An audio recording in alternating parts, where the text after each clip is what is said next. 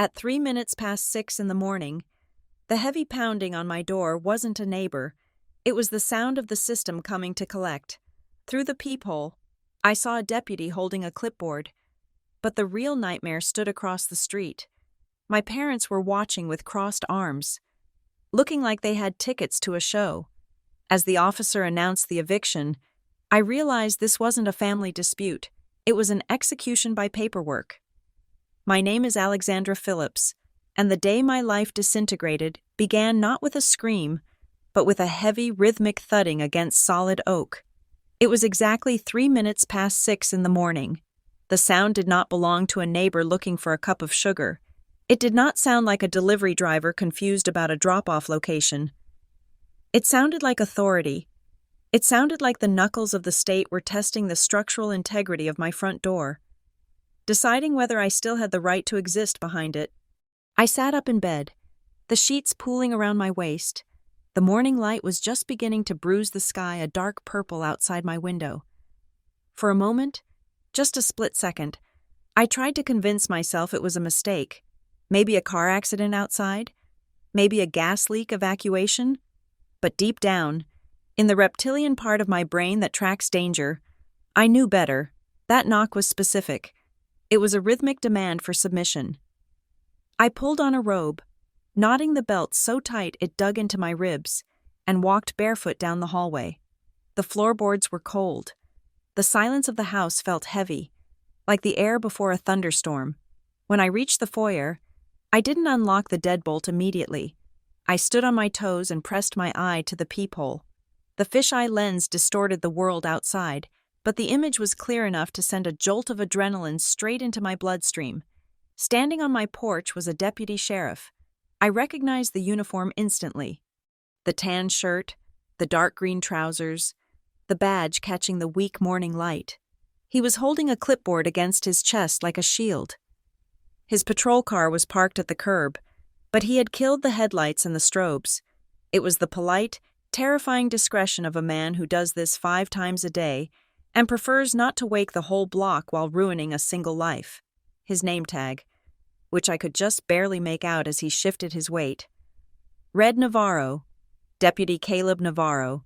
He looked tired. He looked like a man who just wanted to get his shift over with. But then my gaze shifted past him, drawn by a movement in the background. Across the street, standing on the sidewalk next to the neighbor's brick mailbox, were 2 figures. They were not looking at their phones. They were not walking a dog.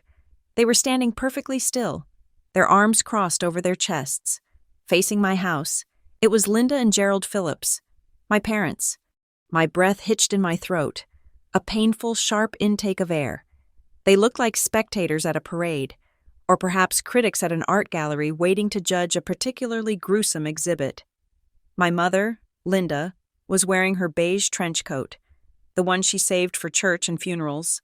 My father, Gerald, stood with his feet shoulder-width apart, a posture of rigid anticipation.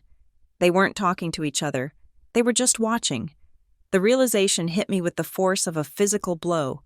This wasn't a family intervention. This wasn't a surprise visit to guilt-trip me about missed holidays. They were waiting for the show to start, and I was the main attraction. The deputy knocked again, harder this time. "Sheriff's Department, open up." I unlocked the deadbolt but kept the chain engaged. I cracked the door open 3 inches. The slice of morning air that rushed in was freezing. "Alexandra Phillips?" Deputy Navarro asked. His voice was flat, devoid of any emotion. He wasn't asking a question so much as confirming a target. "Yes," I said. My voice sounded strange to my own ears, brittle and thin. "What is this about, deputy?" He didn't look me in the eyes. He looked at the clipboard. "I have a writ of possession for the premises. The court has ordered an eviction. You need to vacate the property immediately." Eviction. The word hung in the air between us, absurd and violent. It felt like he had just spoken a foreign language. "That is impossible," I said, and I was proud that my voice didn't shake, even though my knees felt like water. "I own this house. My grandmother, Eleanor Phillips, left it to me in her trust. There is no mortgage. There is no landlord. You have a mistake." Navarro sighed. It was a small, weary sound. He shifted the clipboard, pulling a document from the metal clip. I don't have a mistake, ma'am. I have a court order signed by a judge. Judgment was entered against you by default last week. The writ is effective today. We are executing a lockout. I looked past his shoulder again, across the street. My mother shifted her weight. She saw the door open. She saw me standing there. She didn't wave. She didn't look concerned. She looked satisfied. I am not opening this door any further until I see that paper, I said. My survival instinct was kicking in, overriding the shock, the part of me that managed compliance audits at work, the part that dealt with regulations and fine print, was waking up. Show it to me. Navarro hesitated, then held the document up to the crack in the door. I can't hand it to you unless you open up, but you can look. Hold it steady, I commanded. I ran back to the entry table, grabbed my phone, and returned to the door. I am going to take pictures. Do not move. I aimed the camera lens through the gap. Click, the case number at the top right. Click, the stamped seal of the Superior Court. Click, the signature of the judge. Then I zoomed in on the names. Plaintiff, Linda Phillips and Gerald Phillips. Defendant, Alexandra Phillips. The air left my lungs. My parents. My own parents had filed a lawsuit against me to kick me out of my own home. They weren't just watching from across the street. They were the architects of this moment. They had weaponized the judicial system to do what they couldn't do with guilt or manipulation. This is insane, I whispered. They don't own this property. According to the judgment. They do, Navarro said, his patience thinning. And according to the judgment, you are a holdover tenant. I need to see the proof of service, I said. My mind was racing, connecting dots that shouldn't exist. You said default judgment. That means I didn't show up. But I never got notice. Nobody served me anything. If I had been sued, I would be in court. Navarro flipped a page on his clipboard. He held up the next document. I focused the camera and snapped a picture, then expanded the image on my screen to read the fine print. Proof of service of summons. I scanned down to the address where the papers were supposedly delivered. Address of service, 47 Juniper Court. I almost laughed. It would have been a hysterical, manic laugh, but I choked it down. Deputy, I said, looking at him through the narrow gap. 47 Juniper Court is a rental property my parents lived in 10 years ago. I haven't lived in that house since I was 19. I have never lived there as an adult. They served the papers to a house I don't live in. Navarro frowned. He pulled the paper back and looked at it himself. It says here substitute service was accepted. Accepted by who? I demanded. He squinted at the bottom of the page. Accepted by adult female occupant Linda Phillips. The world stopped spinning for a second. My mother. My mother had listed her old address, an address where she likely still held the lease or knew the landlord, as my residence. Then, she had waited there for the process server. When the server arrived to deliver the lawsuit meant for me, she accepted it. She signed for it. She had served herself to evict me. It was a closed loop of fraud, a perfect circle of lies. They filed the suit. They accepted the suit on my behalf at a fake address. They let the clock run out so I wouldn't file a response, and then they asked the court for a default judgment because I was a no-show. She signed it, I said, my voice trembling with a mixture of rage and awe at the sheer audacity of it. The plaintiff signed the proof of service for the defendant. Do you understand what you are holding? This is fraud. Start to finish. Deputy Navarro lowered the clipboard. The robotic, "I'm just doing my job" mask slipped. He looked across the street at Linda and Gerald. They were still watching. My father was pointing at the patrol car now, probably explaining the procedure to my mother like a commentator at a football game. Navarro looked back at me. His eyes were different now. He wasn't looking at a deadbeat tenant anymore. He was looking at a crime scene. "Ma'am," he said, his voice dropping to a low rumble, barely audible over the wind. "I am not a lawyer. I cannot give you legal advice, but I'm telling you what is going to happen." I listened, gripping the door chain until my knuckles turned white. "This is a valid court order," he said. "It has a seal. It is signed.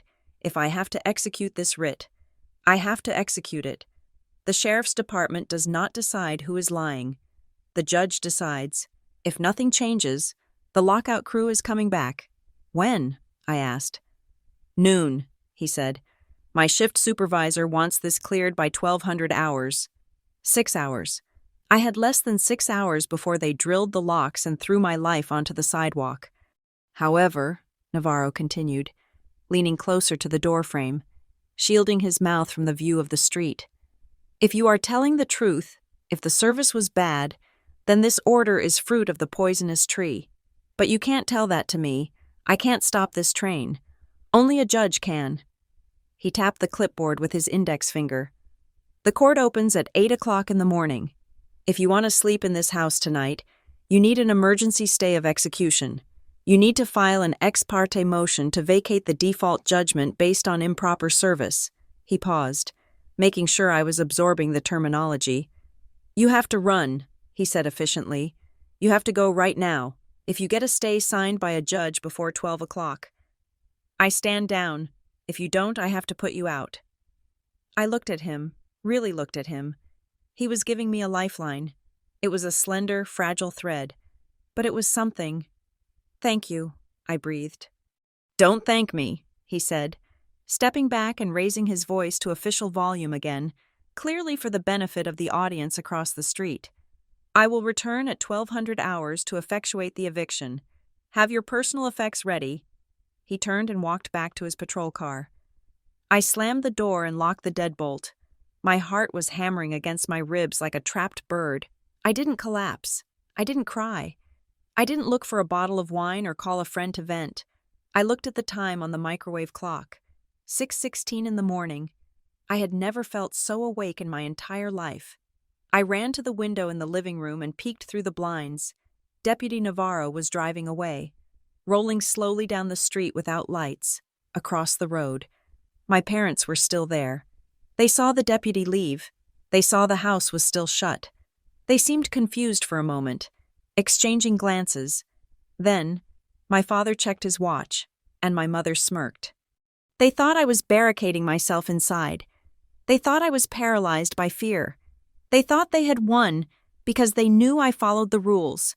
And people who follow the rules don't know what to do when the rules are used as a weapon against them. But they were wrong. I turned away from the window and looked at my living room. This was my grandmother's house. The walls were painted the soft dove gray she loved. The floorboards were the ones she had walked on for 40 years. She had left it to me because she knew that her son, my father, would sell it for quick cash the moment she was in the ground. She had protected me. And now, they were trying to undo her last wish with a forged signature and a lie about an address on Juniper Court. I wasn't just fighting for a house, I was fighting for the truth. "Okay," I said aloud to the empty room. "You want to use the law? Let's use the law." I didn't have time to shower. I didn't have time to make coffee. I moved with the cold precision of a soldier stripping a rifle. I went to the small fireproof safe in the back of my closet. I spun the dial.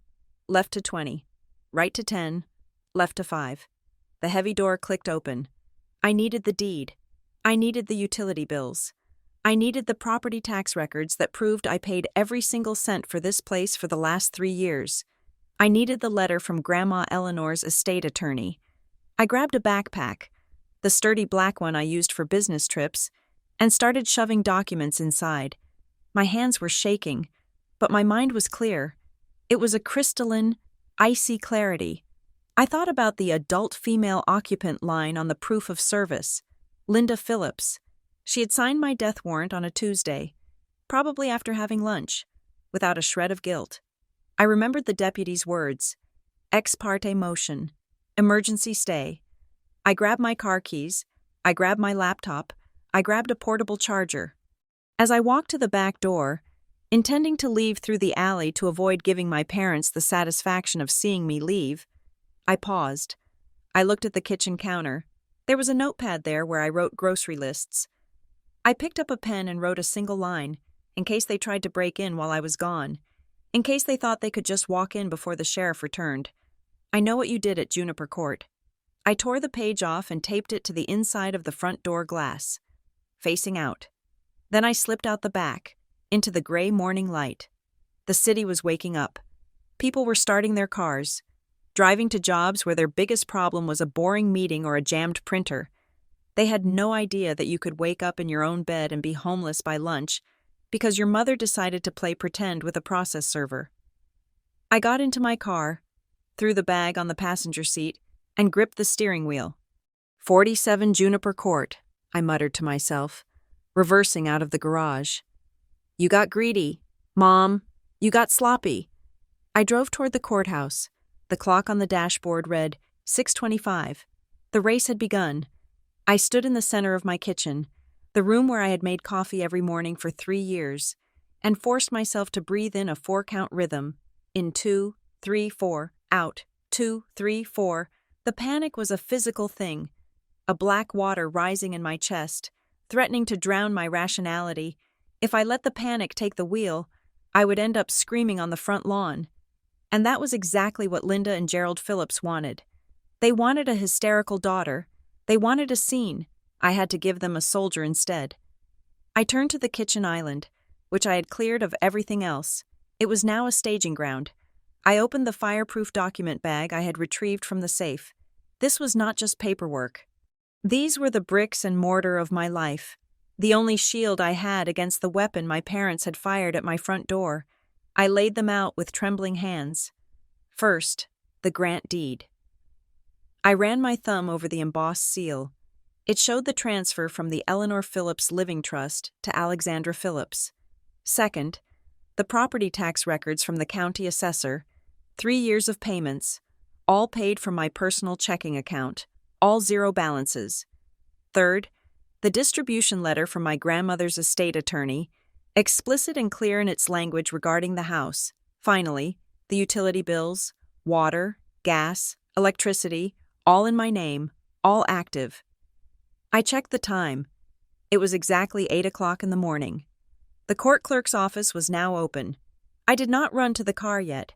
I needed intelligence before I stepped onto the battlefield.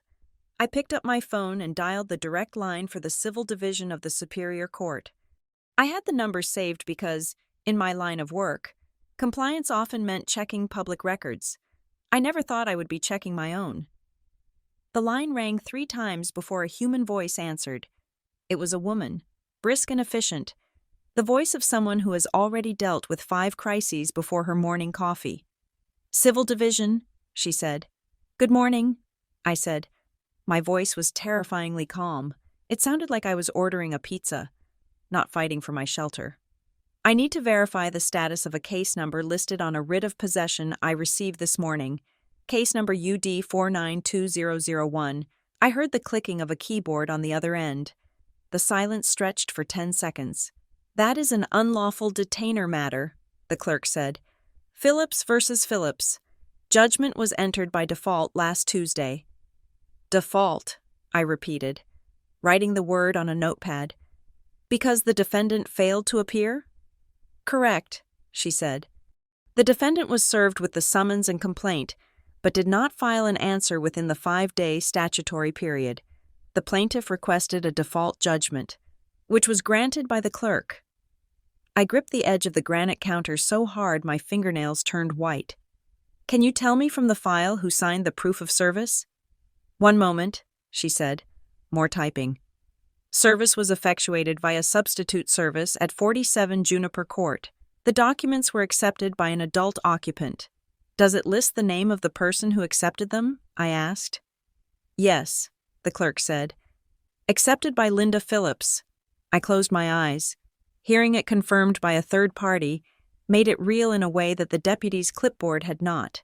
It was a loop of insanity. Ma'am, I said, and I made sure to articulate every syllable. I am the defendant, Alexandra Phillips. Linda Phillips is the plaintiff. The person who signed for the service to evict me is the same person who is evicting me. The line went dead silent. The typing stopped. I could practically hear the clerk's brain grinding gears, trying to process the procedural impossibility I had just described. In the world of court procedure, you cannot serve yourself. It is the first rule of due process. "You need to come down here," the clerk said finally. Her voice had lost its robotic edge. It was now low and urgent. "You need to file a motion to vacate right now, before the sheriff finalizes the lockout." "I am on my way," I said. I hung up. I swept the documents back into the fireproof bag, zipped it shut, and threw it over my shoulder. I walked out the back door to the detached garage, bypassing the front view where my parents were likely still holding their vigil. I backed my car out of the driveway.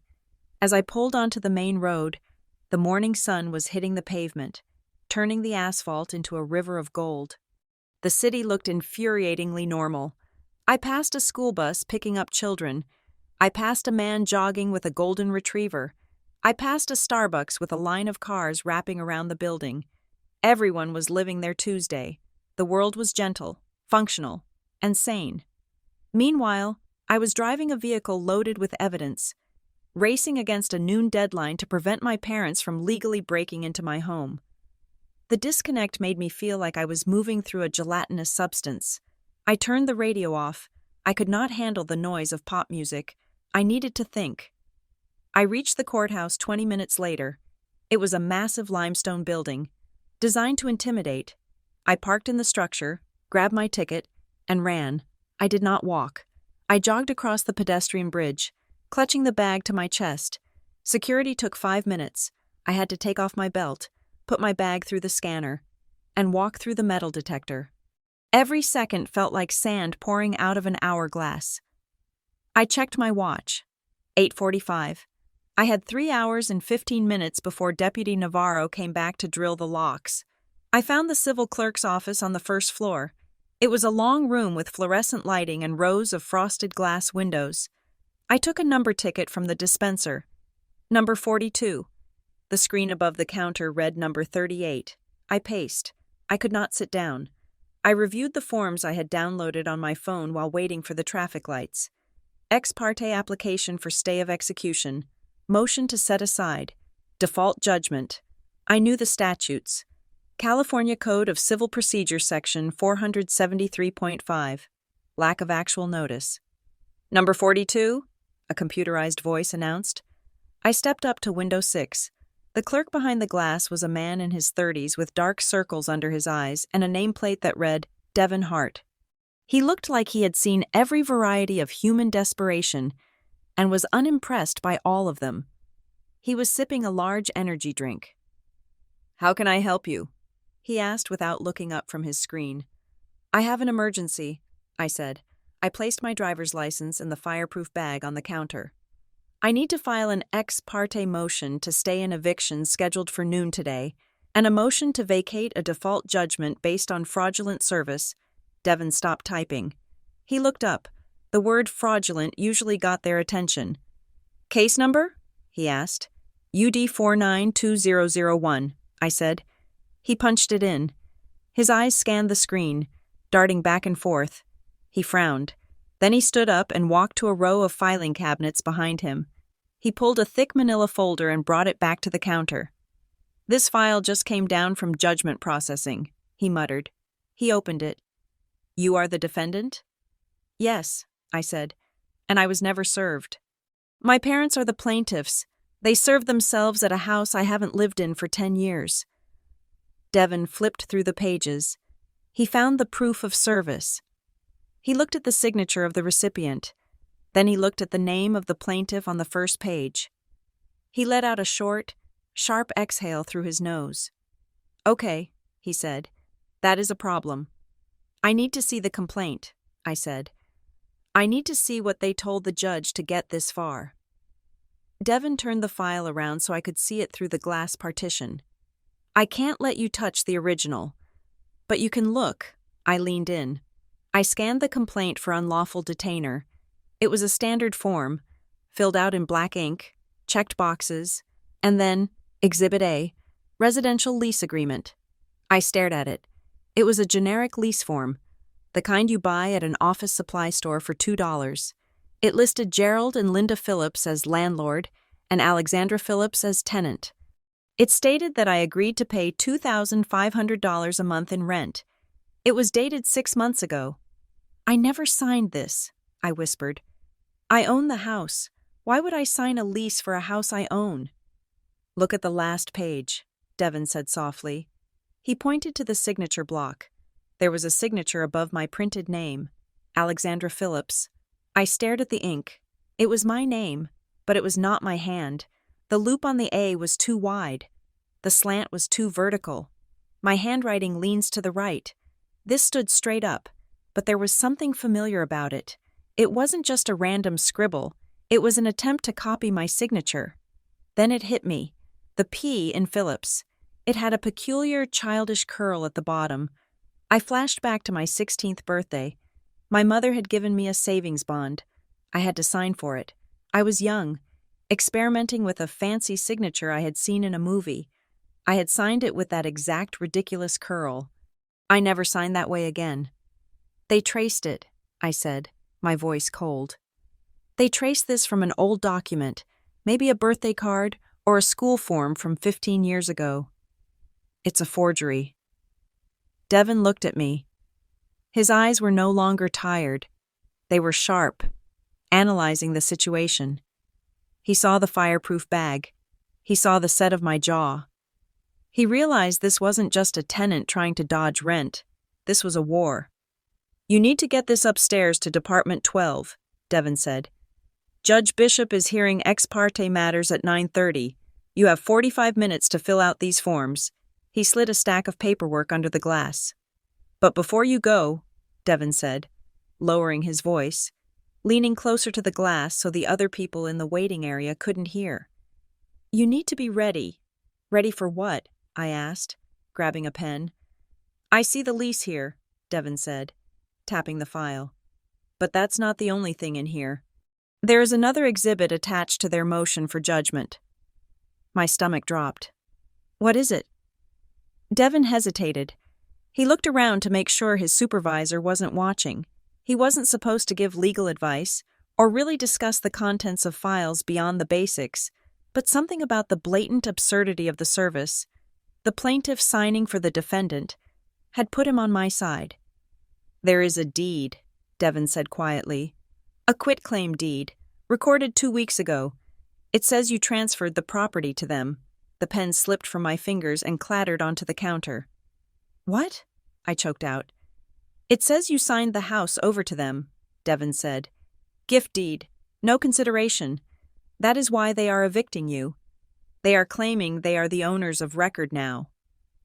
I felt the blood drain from my face. It wasn't just an eviction. It wasn't just a fake lease to get me out for a few weeks. They had stolen the title. They had forged a deed to steal the entire asset. I didn't, I said. I would never. It is notarized, Devin warned. That makes it a self-authenticating document in the eyes of the court until you prove otherwise. You are walking into that courtroom as a squatter in their eyes. You have to prove you are the owner. I grabbed the forms. My hands were shaking again. But this time it wasn't fear. It was a cold, high-octane rage. I have my deed in this bag, I said, patting the fireproof canvas. And I have the truth. Devin nodded. Good luck. You are going to need it. Judge Bishop is tough, and she hates wasting time. Make it clean. I turned from the counter. The clock on the wall read 9 o'clock straight. I had 30 minutes to write the most important motion of my life. I had to explain that my parents were not just bad landlords. They were identity thieves who had just tried to pull off a grand theft in broad daylight. I found a bench in the hallway and uncapped my pen. I didn't cry. I didn't call anyone. I started writing, Alexandra Phillips, declare under penalty of perjury. The ink flowed onto the page, dark and permanent. They wanted a legal battle? They had just invited the devil into the courtroom, and her name was Alexandra. Department 12 smelled of lemon floor wax and stale anxiety. It was a smell I associated with traffic tickets and jury duty, not the dismantling of my entire life. I walked through the double doors at exactly 9:28 in the morning, clutching my fireproof bag against my chest like body armor. The courtroom was smaller than I expected, wood-paneled and freezing cold. A few other people were scattered on the benches. A man in a stained painter's uniform, a woman rocking a stroller. But my eyes went instantly to the front row. They were already there. Linda and Gerald Phillips sat on the right side of the aisle. My father was wearing a suit I hadn't seen in years, a charcoal gray number that smelled of mothballs even from 10 feet away. My mother was wearing a soft blue cardigan and clutching a tissue, her shoulders hunched in a posture of performative fragility. Sitting between them was a man I didn't know, but whose type I recognized instantly. He was wearing a tailored navy suit, tan leather shoes that looked like they cost more than my first car, and he was checking his watch with an air of bored entitlement. This had to be Martin Sloan, the lawyer. My parents had hired a private attorney to evict me. They claimed they had no money to help me with college years ago, but they had money for a billable hour shark to throw me onto the street. I walked to the left side of the aisle and sat down. I didn't look at them. I stared straight ahead at the empty bench, where the seal of the state hung on the wall, gold and imposing. "All rise," the bailiff barked. Judge Renata Bishop swept into the room. She was a woman in her 60s with steel-gray hair cut in a sharp bob and glasses perched on the end of her nose. She didn't look like a grandmother. She looked like a hawk that had just spotted a field mouse. She sat down, adjusted her robe, and opened the first file on the stack. "Matter of Phillips versus Phillips," she announced. Her voice was dry, cutting through the silence of the room. "Ex parte application for stay of execution and motion to vacate default judgment." I stood up. My legs felt heavy, but I forced my spine straight. "Good morning, Your Honor.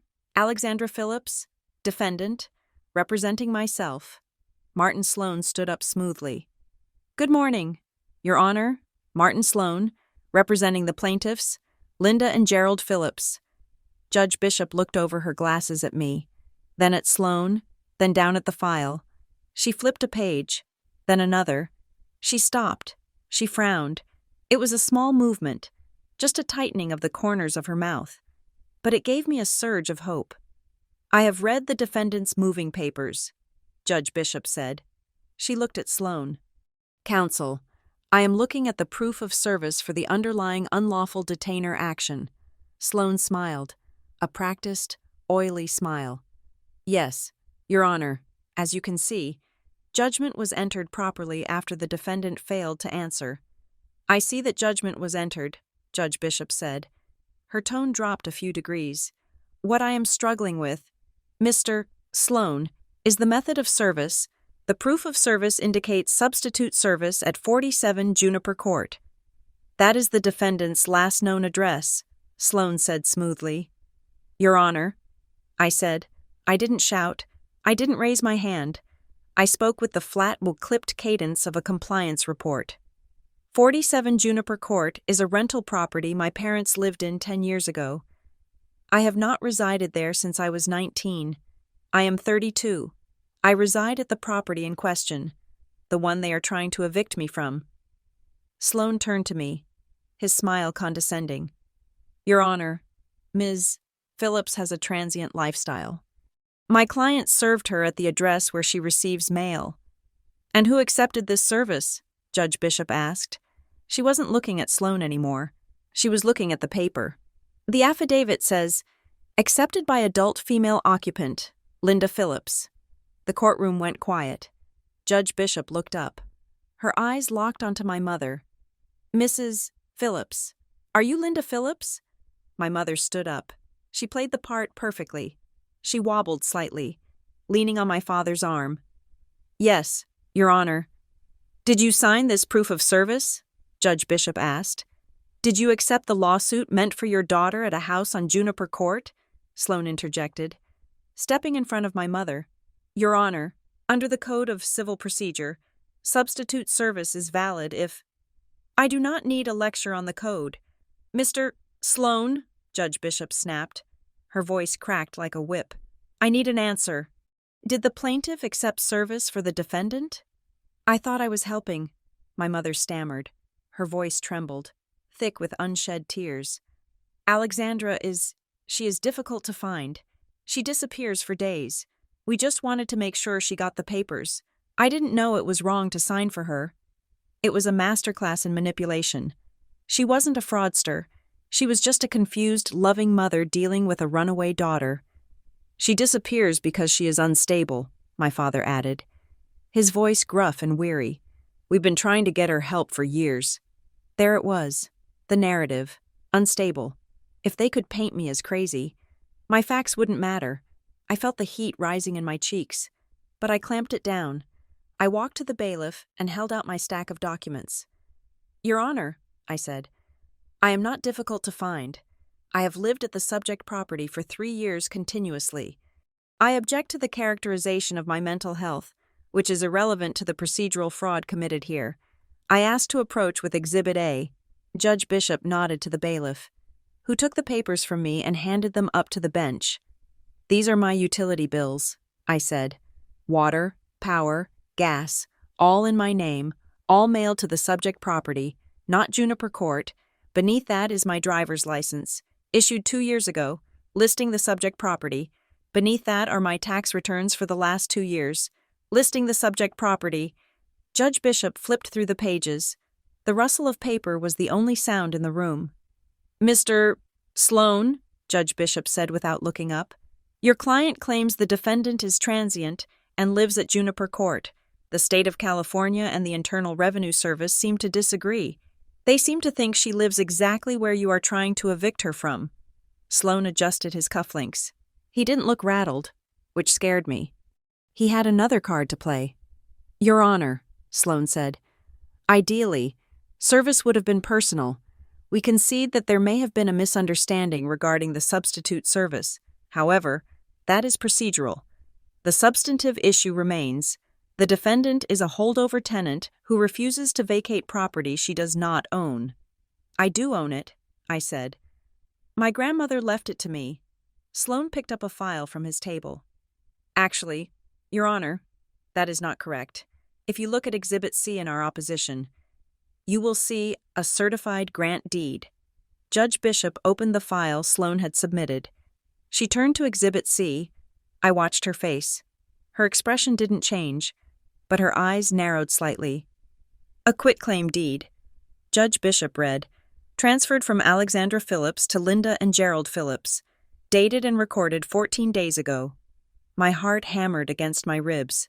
This was it, the lie made legal. I did not sign that, I said. My voice was harder now. I have never seen that document in my life. Judge Bishop looked at me. It is notarized, Ms. Phillips. A notarized deed carries a presumption of validity. She signed it. Your Honor. My mother spoke up again. She wasn't crying anymore. She was looking at the judge with wide, earnest eyes. We agreed that she couldn't handle the responsibility of the house, the taxes, the maintenance. It was too much for her. She signed it over to us so we could manage it for her. We made a lease so she could stay. But she stopped paying. That is a lie, I said. I turned to the judge. Your Honor, look at the signature on that deed. Does it match the signature on my driver's license? Does it match the signature on the motion I filed this morning? Judge Bishop looked closely at the document. She compared it to my motion. She took off her glasses and leaned in. There is a resemblance, Judge Bishop said cautiously. But the court is not a handwriting expert. I can prove I didn't sign it, I said. What is the date of the signature on that deed? Judge Bishop looked. January 21st. And the time? I asked. The notary journal would list the time.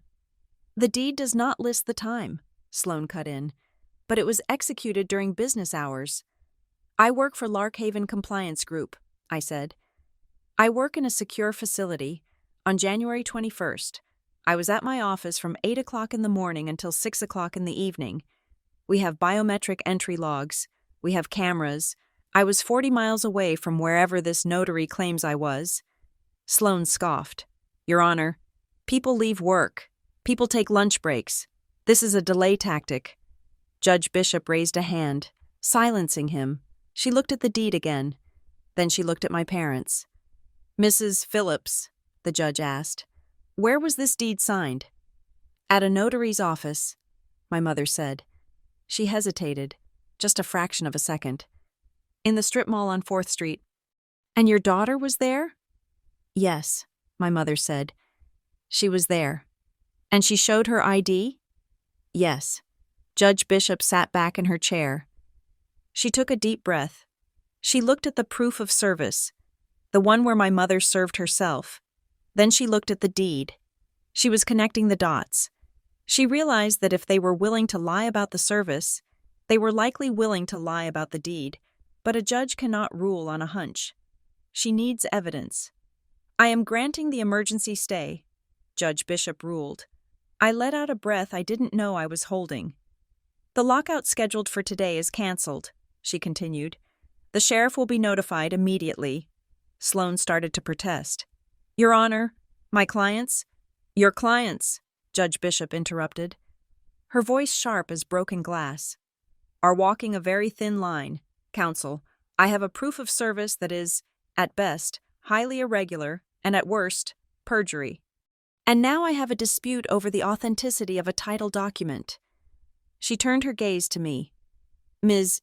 Phillips, you are alleging fraud. That is a serious accusation. If you are wrong, you will be liable for the opposing side's attorney fees and costs. I am not wrong, I said. Then we are going to find out, Judge Bishop said.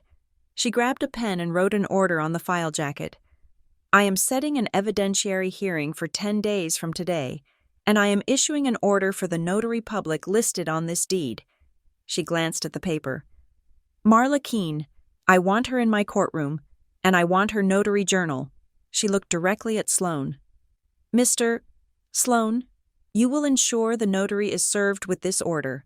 If that journal goes missing, or if that notary becomes unavailable, I will draw every negative inference allowed by law against your clients. Do I make myself clear? Sloan stiffened.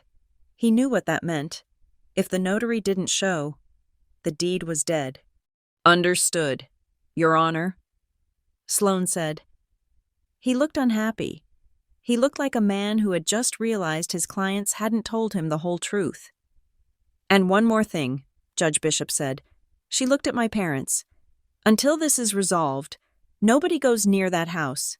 If I hear that the locks have been changed, or the power cut, or if anyone so much as parks across the street to intimidate the defendant, I will issue sanctions that will make your head spin. Court is adjourned. She banged the gavel. It was a sharp, wooden crack that sounded like victory. I gathered my papers. My hands were still shaking, but the panic was gone. Now, I just felt cold determination. I turned to leave. I had to pass my parents to get to the aisle. My mother looked up at me. Her eyes were red-rimmed, but the sadness was gone. It was replaced by a hard, glittering malice. You think this is over? She whispered as I passed. Her voice was low, meant only for me. You think you can embarrass us like this? I stopped. I didn't look at her. I looked straight ahead at the exit sign. I didn't embarrass you, I said quietly. You embarrassed yourselves. You forged a federal document. Mom, you didn't just break a rule. You committed a felony. It's family business, my father hissed. We did it for your own good. It's not family business anymore, I said. It's case number 492001. I walked out of the courtroom, in the hallway. I leaned against the wall and pulled out my phone. I had the stay. I had 10 days. But 10 days wasn't a victory. It was just a pause button. I dialed Deputy Navarro. This is Alexandra Phillips, I said when he answered. I have a signed order from Judge Bishop staying the eviction. I'm bringing it to the sheriff's station now. I'll let dispatch know, Navarro said. You get to sleep in your bed tonight. Tonight, I agreed. But as I walked toward the elevator, I knew the real fight was just starting. They had forged a deed. They had a notary in their pocket. And now that they knew I was fighting back, they wouldn't just stand across the street anymore. They would come for me. I needed to secure the house. I needed cameras. And I needed to find out who Marla Keene was and why she was willing to risk prison for my parents. The elevator doors opened. I stepped in. The reflection in the metal doors showed a woman in a business suit with a fireproof bag. She looked tired, but she didn't look like a victim. I checked the time, 10:15. I had 10 days to prove I didn't exist in a strip mall on January 21st. I had 10 days to turn the hunter into the hunted. The moment I stepped out of the heavy double doors of Department 12, the atmosphere shifted. Inside the courtroom, there was a rigid structure of rules, orders, and decorum. Outside, in the long, echoing corridor lined with marble and misery, those rules evaporated. I was no longer a defendant with a stay of execution. I was prey that had momentarily slipped the trap. I pulled my phone from my pocket, my fingers moving with the jerky precision of someone running on adrenaline and caffeine. I snapped a photo of the signed order Judge Bishop had handed me, the beautiful, stamped document that said, "Stay of execution granted." I texted it immediately to Deputy Navarro. 2 minutes later, my phone buzzed. "Received. Civil unit is standing down. Go home." The relief should have been overwhelming, but it was suffocated by the sound of footsteps behind me. I didn't need to turn around to know who it was. The click of my mother's low heels was a sound code I had memorized in childhood. It meant inspection. It meant trouble. I kept walking toward the elevators, staring straight ahead, but they caught up to me near the water fountains. They didn't grab me. They didn't scream. That would have been too public, too messy. Instead, my mother moved into my peripheral vision, close enough that I could smell her perfume, a floral scent that used to mean comfort and now smelled like deception. "You think this is over?" she asked. Her voice had changed. In the courtroom, it had been a wobbling, tearful instrument designed to elicit sympathy from a stranger in a robe. Now, the wobble was gone. The sweetness was scraped away, leaving only a flat, metallic threat. It was the voice she used when she balanced the checkbook and found it wanting. I stopped and turned to face them, keeping my back against the cold stone wall. I wanted them in front of me, where I could see their hands. The judge signed the order. "Mom," I said, keeping my tone neutral. "The sheriff isn't coming." "For today," she said, her eyes narrowing. "Just for today. You think a piece of paper makes you safe? You are drowning. Alexandra, we are just trying to pull you into the boat before you take the house down with you." "By forging a deed?" I asked. "By lying to a judge?" "We did what was necessary," she said, and the conviction in her voice chilled me more than any scream could have. She truly believed it. She believed that her desire to control the asset outweighed the law. The truth, and my rights. "You are not capable of managing that property. We are saving it." "Stay away from my house," I said, "and stay away from me." I turned and walked into the waiting elevator, pressing the closed door button repeatedly until the metal doors slid shut, cutting off the image of them standing there, two well-dressed, respectable-looking pensioners who had just tried to commit grand larceny. I did not go home immediately. Going home meant sitting in a house that felt like a target. I needed to go on the offensive. I needed to cement my defense before they could find another loophole. I drove 4 blocks to the county recorder's office. It was a different building. Older, smelling of dust and decaying paper. This was where the history of the land was kept, where every transfer of ownership was logged in giant ledgers and digital databases. If they had planted a lie in the official record, I needed to flag it before they could use it to take out a loan or sell the property out from under me. I walked up to the counter. The clerk, a man named Silas with thick glasses and ink-stained fingertips, looked up. "I need to place a fraud alert on a property," I said, "and I need to see the intake metadata for a specific document recorded 2 weeks ago." Silas blinked. "Metadata? We usually just provide copies of the image." "I have the image," I said, sliding the photocopy of the forged deed across the counter. "I need to know how it got here. Was it e-recorded? Was it mailed? Was it walked in? And I need to flag the parcel number so nothing else gets recorded without a notification to me." I handed him the court order I had just obtained. "There is active litigation regarding the title. Case number 492001. Silas looked at the court order, then at the deed. He typed the parcel number into his terminal. The screen reflected in his glasses. "Okay," he said, his voice lowering. "I can put a notification flag on the parcel. It won't stop a recording, but it will alert you immediately if anything is submitted. But let's look at this deed." He pulled up the high-resolution scan on his monitor. He zoomed in on the bottom right corner, where the notary acknowledgement block was. "That is interesting," he murmured. "What?" I asked, leaning over the counter. "Look at the commission number," Silas said, pointing to the screen with a pen. "You see the spacing?" I looked.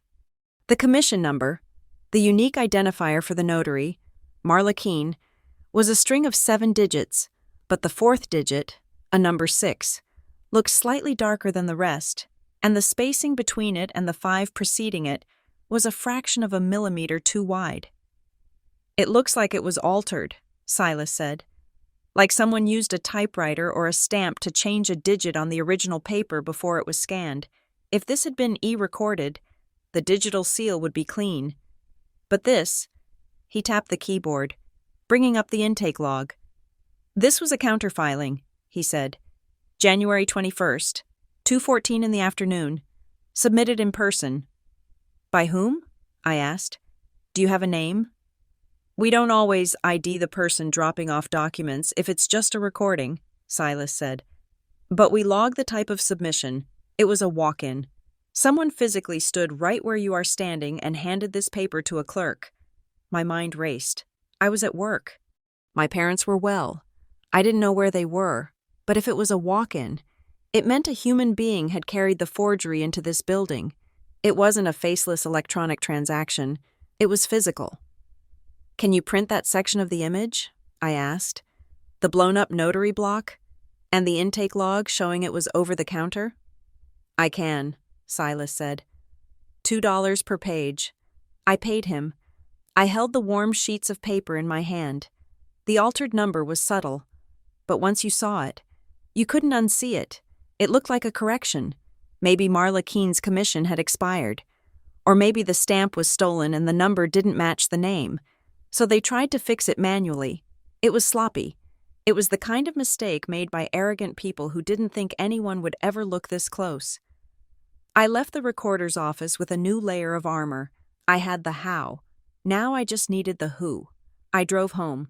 The city felt different now. Every car behind me looked suspicious. Every person on a phone looked like they might be reporting my location. I was no longer living in a society. I was living in a hostile negotiation. When I turned onto my street, my stomach tightened. Their car was there. It was a silver sedan, parked across the street again, but this time it was facing the other way, as if they were ready to pull out. They weren't hiding. They were sitting there. Linda in the passenger seat, Gerald behind the wheel. They weren't looking at the house. They were looking at their phones. They were checking to see if I had cracked. They were waiting to see if I would come home and start packing, or if I would come home and hide. I didn't do either. I pulled into my driveway and hit the garage door opener. I drove in, but I didn't close the garage door immediately. I got out of the car, walked to the edge of the driveway, and stood there. I wanted them to see me. I wanted them to see that I was still standing. Then, I walked to the front door. I unlocked it and stepped inside. The house was silent, but it felt violated. The knowledge that they had been watching it, plotting to seize it, hung in the air like smoke. I went straight to the hall closet and grabbed a spare phone I used for testing apps at work. I mounted it on the windowsill next to the front door. Facing out through the blinds, I plugged it in and set it to record continuously. Then I activated the voice memo app on my main phone and slipped it into my shirt pocket. Microphone facing out. I was done reacting. I was building a trap. 10 minutes later, the doorbell rang. It wasn't the aggressive pounding of the deputy. It was a polite, 2-note chime. Ding-dong, the sound of family visiting. I checked the camera feed on my phone. It was them. Gerald was standing on the porch, hands clasped behind his back. Linda stood a step behind him, looking at the flower beds as if she were planning to replant them once I was gone. I didn't open the door. I left the chain on and the deadbolt locked. I spoke through the solid wood and the glass panels. "I am recording this interaction," I said loudly. "Audio and video. State your business." There was a pause. I saw Gerald stiffen on the screen. He hadn't expected a disclaimer. He expected a daughter. "Alexandra, open the door," he said. His voice was muffled but audible. "We need to discuss the hearing. You are making a mistake dragging this out."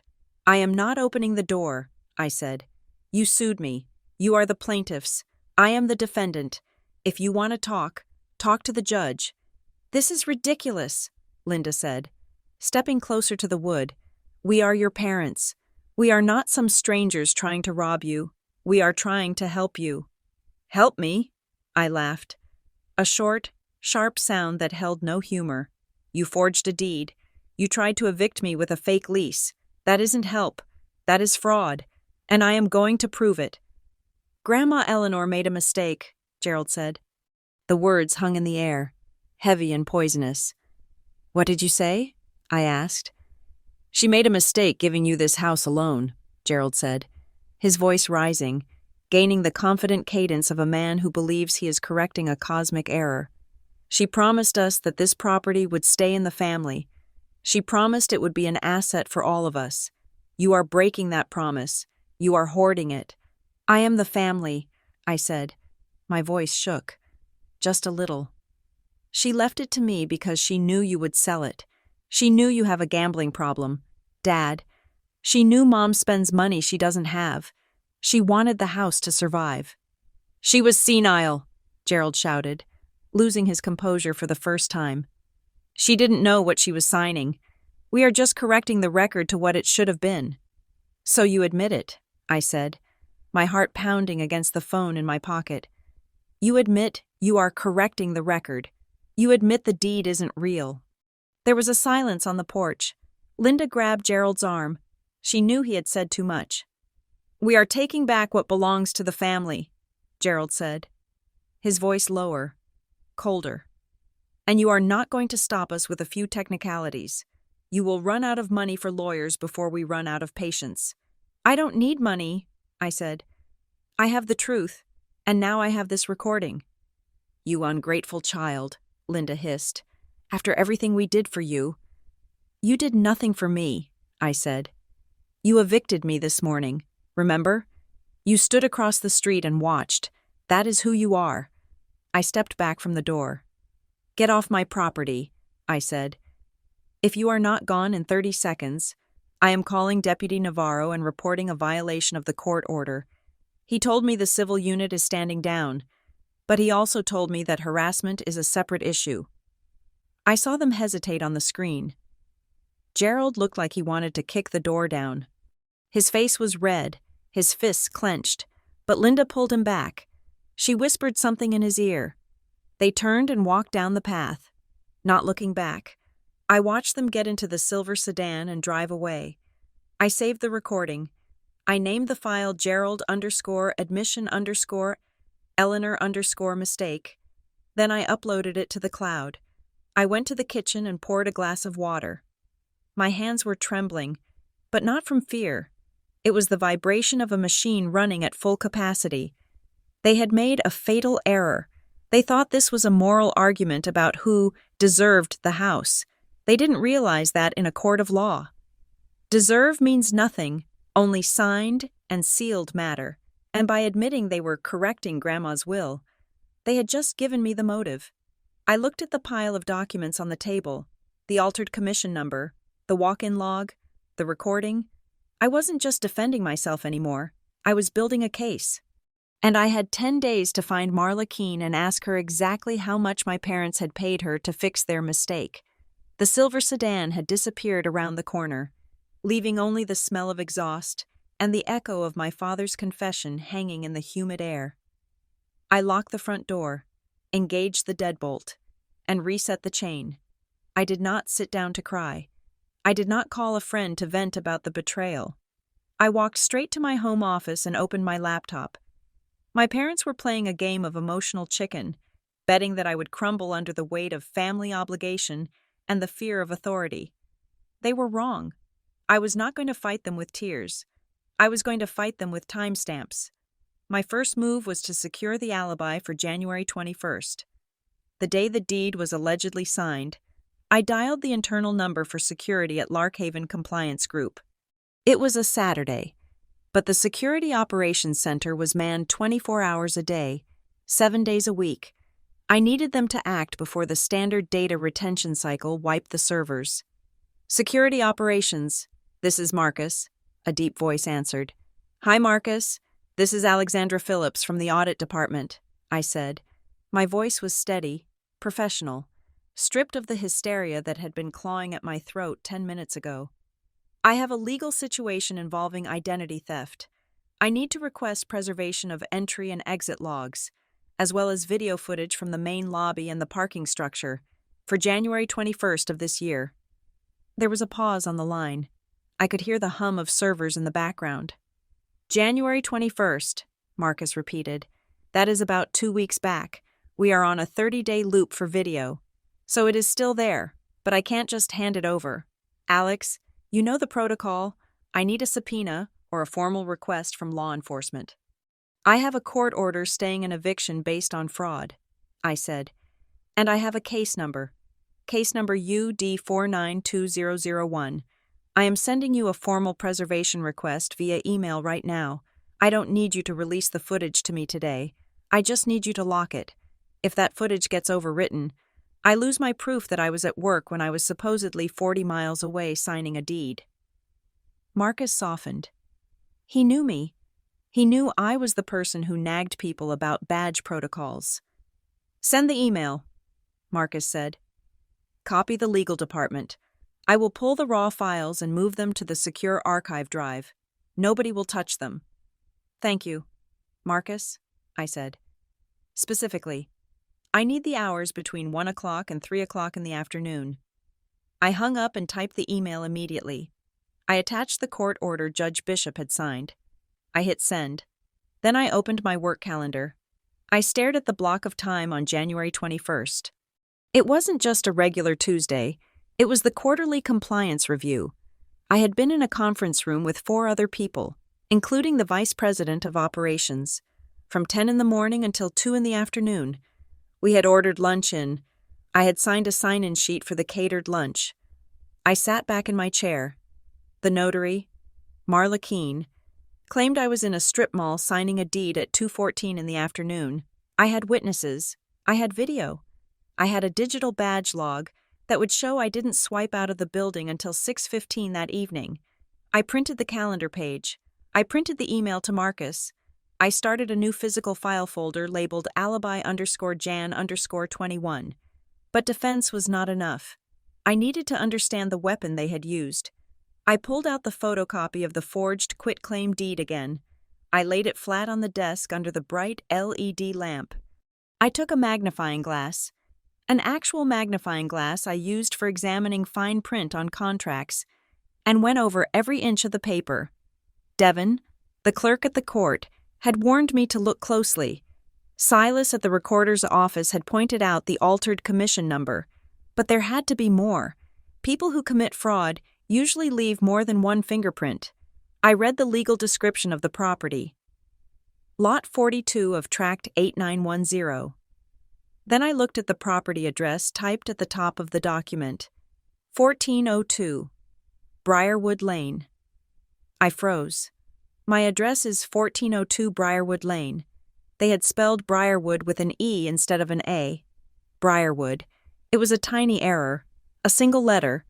To a casual observer, or a tired clerk at the recorder's office, it looked close enough, but in the world of legal descriptions, it was significant. I sat back and thought about why they would do that. Was it just incompetence? My mother was a meticulous woman. She balanced her checkbook to the penny. She didn't make spelling errors on important documents. Then the realization hit me. It was a trapdoor. If they got caught, if I noticed the deed and screamed fraud, they could claim it was a drafting error. They could say, "Oh, look, the address is wrong. We clearly made a mistake. We didn't mean to file this specific paper."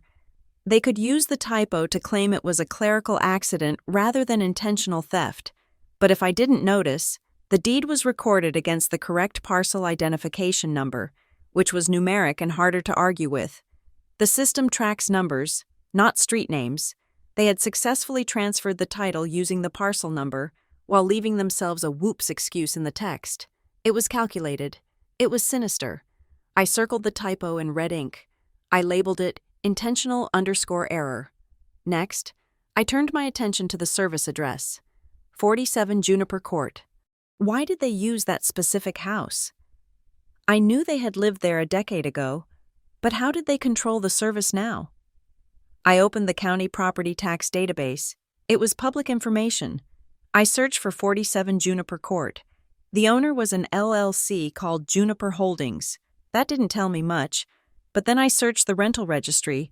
Some cities require landlords to register their tenants. I didn't find a current registry entry. But I found an old listing on a rental website that had been updated 2 weeks ago. Tenant occupied. Do not disturb. I dug deeper. I went to a people search database, the kind you pay $19.99 to access. I ran a report on my father, Gerald Phillips, under associated addresses. 47 Juniper Court popped up, not as a past address, as a current address. The dates showed active from 2010 to present.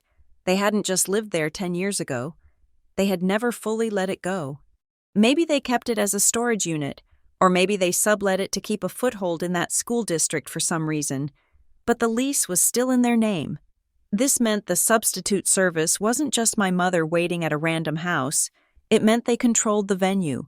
They had invited the process server to a house they leased, accepted the papers at the door they owned the key to, and pretended it was my residence. I printed the report. Exhibit_control_of_service_address. Now for the process server. The proof of service was signed by a man named Gary Vance.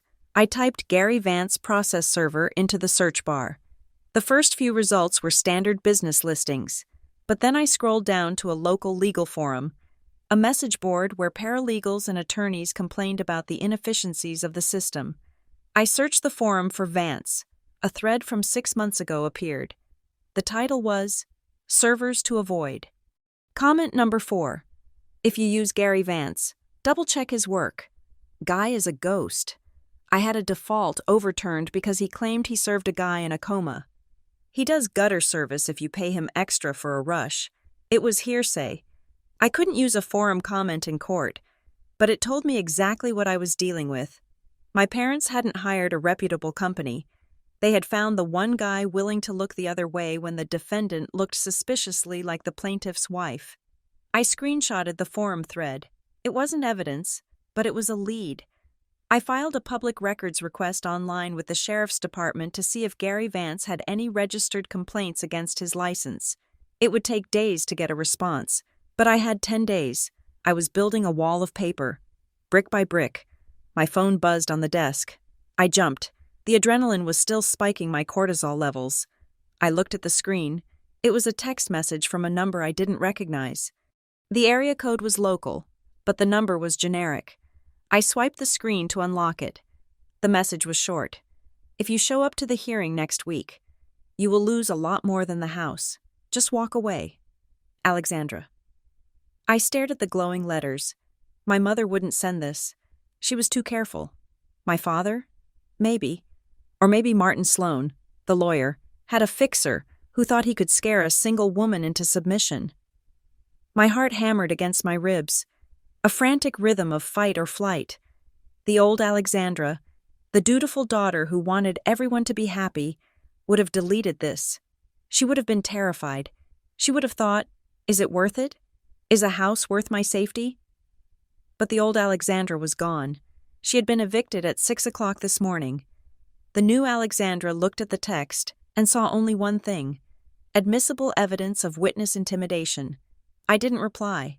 Engaging would give them what they wanted, a reaction. Instead, I took a screenshot. I opened my email and sent the screenshot to myself. I saved the image file as threat_text_feb_04_case_4920001. Then I saved the number to my contacts as threatening caller. I opened the document where I was compiling my declaration for the hearing. I typed a new heading, Attempted Intimidation. I wrote, on February 4th, at 5:45 in the afternoon, the defendant received the following text message from an unknown number immediately following a confrontation with the plaintiffs. I was turning their aggression into ammunition. The sun went down, the house grew dark, but I didn't turn on the front lights. I wanted them to think I was asleep, or gone. I checked the camera I had set up in the window. The street was empty. I went to the kitchen and made a sandwich. I ate it standing up, staring at the pile of files on the island. Alibi, forgery, service fraud, intimidation. I had enough to vacate the judgment, but I wanted more. I wanted to make sure they could never come after me again. I needed to nail the notary. Marla Keene was the weak link. My parents were true believers in their own righteousness. They wouldn't crack. But a notary who doctored a commission number and signed a fake deed for a few $100s? She would fold the moment she realized she was facing prison time. I cleaned my plate. I walked through the house, checking every window lock. I checked the back door. I checked the garage. I went upstairs to my bedroom. I placed the fireproof bag next to my bed. I put my phone on the nightstand, volume up loud. I laid down and pulled the duvet up to my chin. My brain was buzzing, replaying the look on my mother's face, the sound of my father's voice claiming Grandma made a mistake. Sleep felt impossible, but I forced my eyes shut. I focused on my breathing. In, out. I had to sleep. Tomorrow, I had to go to work and smile and pretend my life wasn't a crime scene. I had to meet with the security team. I had to pay the fee for the certified records. I couldn't afford to be tired. Emotions were expensive. They cost you focus. Logic was free, but it required energy to maintain. I drifted off with one thought anchoring me to the mattress. I was not the crazy one. I was not the ungrateful child. I was the person with the log files. And in 10 days, the log files were going to do the talking. The next 48 hours were not spent in mourning. They were spent in construction. I was building a trap, and like any good engineer, I knew that the structure had to be flawless before I applied any pressure. I realized early on that having the truth on my side was not enough. In a courtroom, the truth is only as good as its packaging. If I walked in there with a messy pile of papers and a righteous attitude, I could still lose to Martin Sloan's polished lies. I needed to translate my reality into a language that Judge Bishop could read at 70 miles an hour. I called Nina Carver. Nina was an old friend from college who had pivoted from corporate law to family practice. She wasn't representing me. I couldn't afford her retainer. And frankly, I wanted to hold the sword myself. But she agreed to meet me for coffee to review my strategy. We met at a diner halfway between my house and her office. I laid my stack of evidence on the Formica table. Nina took one look at my chaotic pile of screenshots, emails, and court orders, and shook her head. "Alex," she said, pushing her glasses up her nose, "this is a mess. You have gold here, but you have buried it in mud. Judge Bishop handles 50 cases a day. If she has to hunt for the point, you lose." "I have the facts," I argued, tapping the printout of the text threat. "Facts don't win hearings," Nina said, grabbing a napkin and a pen. "Narratives win hearings. But the narrative has to be built on a timeline that is impossible to break. You need to organize this so that if the judge drops the binder, she can pick it up and still understand exactly why your parents are liars by page 3. She sketched a layout on the napkin. "Tab 1, Nina said, drawing a square. "The fraud. Put the proof of service and the deed right up front. Show her the lie first. Tab 2, the alibi, your work logs. Tab 3, the pattern, the text message, the audio recording of them admitting the mistake. You need to lead her by the hand." "Okay," I said, absorbing the lesson. "Structure and authentication," Nina added. "You have a printout of an email from your security guy. That is hearsay. You need a declaration. You need a stamp. Make it look official. If it looks like something you could have typed up on your laptop in 5 minutes, Sloan will object to it, and Bishop will sustain it." I took notes furiously. Nina was right. I had been playing detective, but I needed to play prosecutor. "One last thing," Nina said, leaning in over her coffee. "Don't just prepare your statement. Prepare your questions. You are going to get to cross-examine. That is your moment.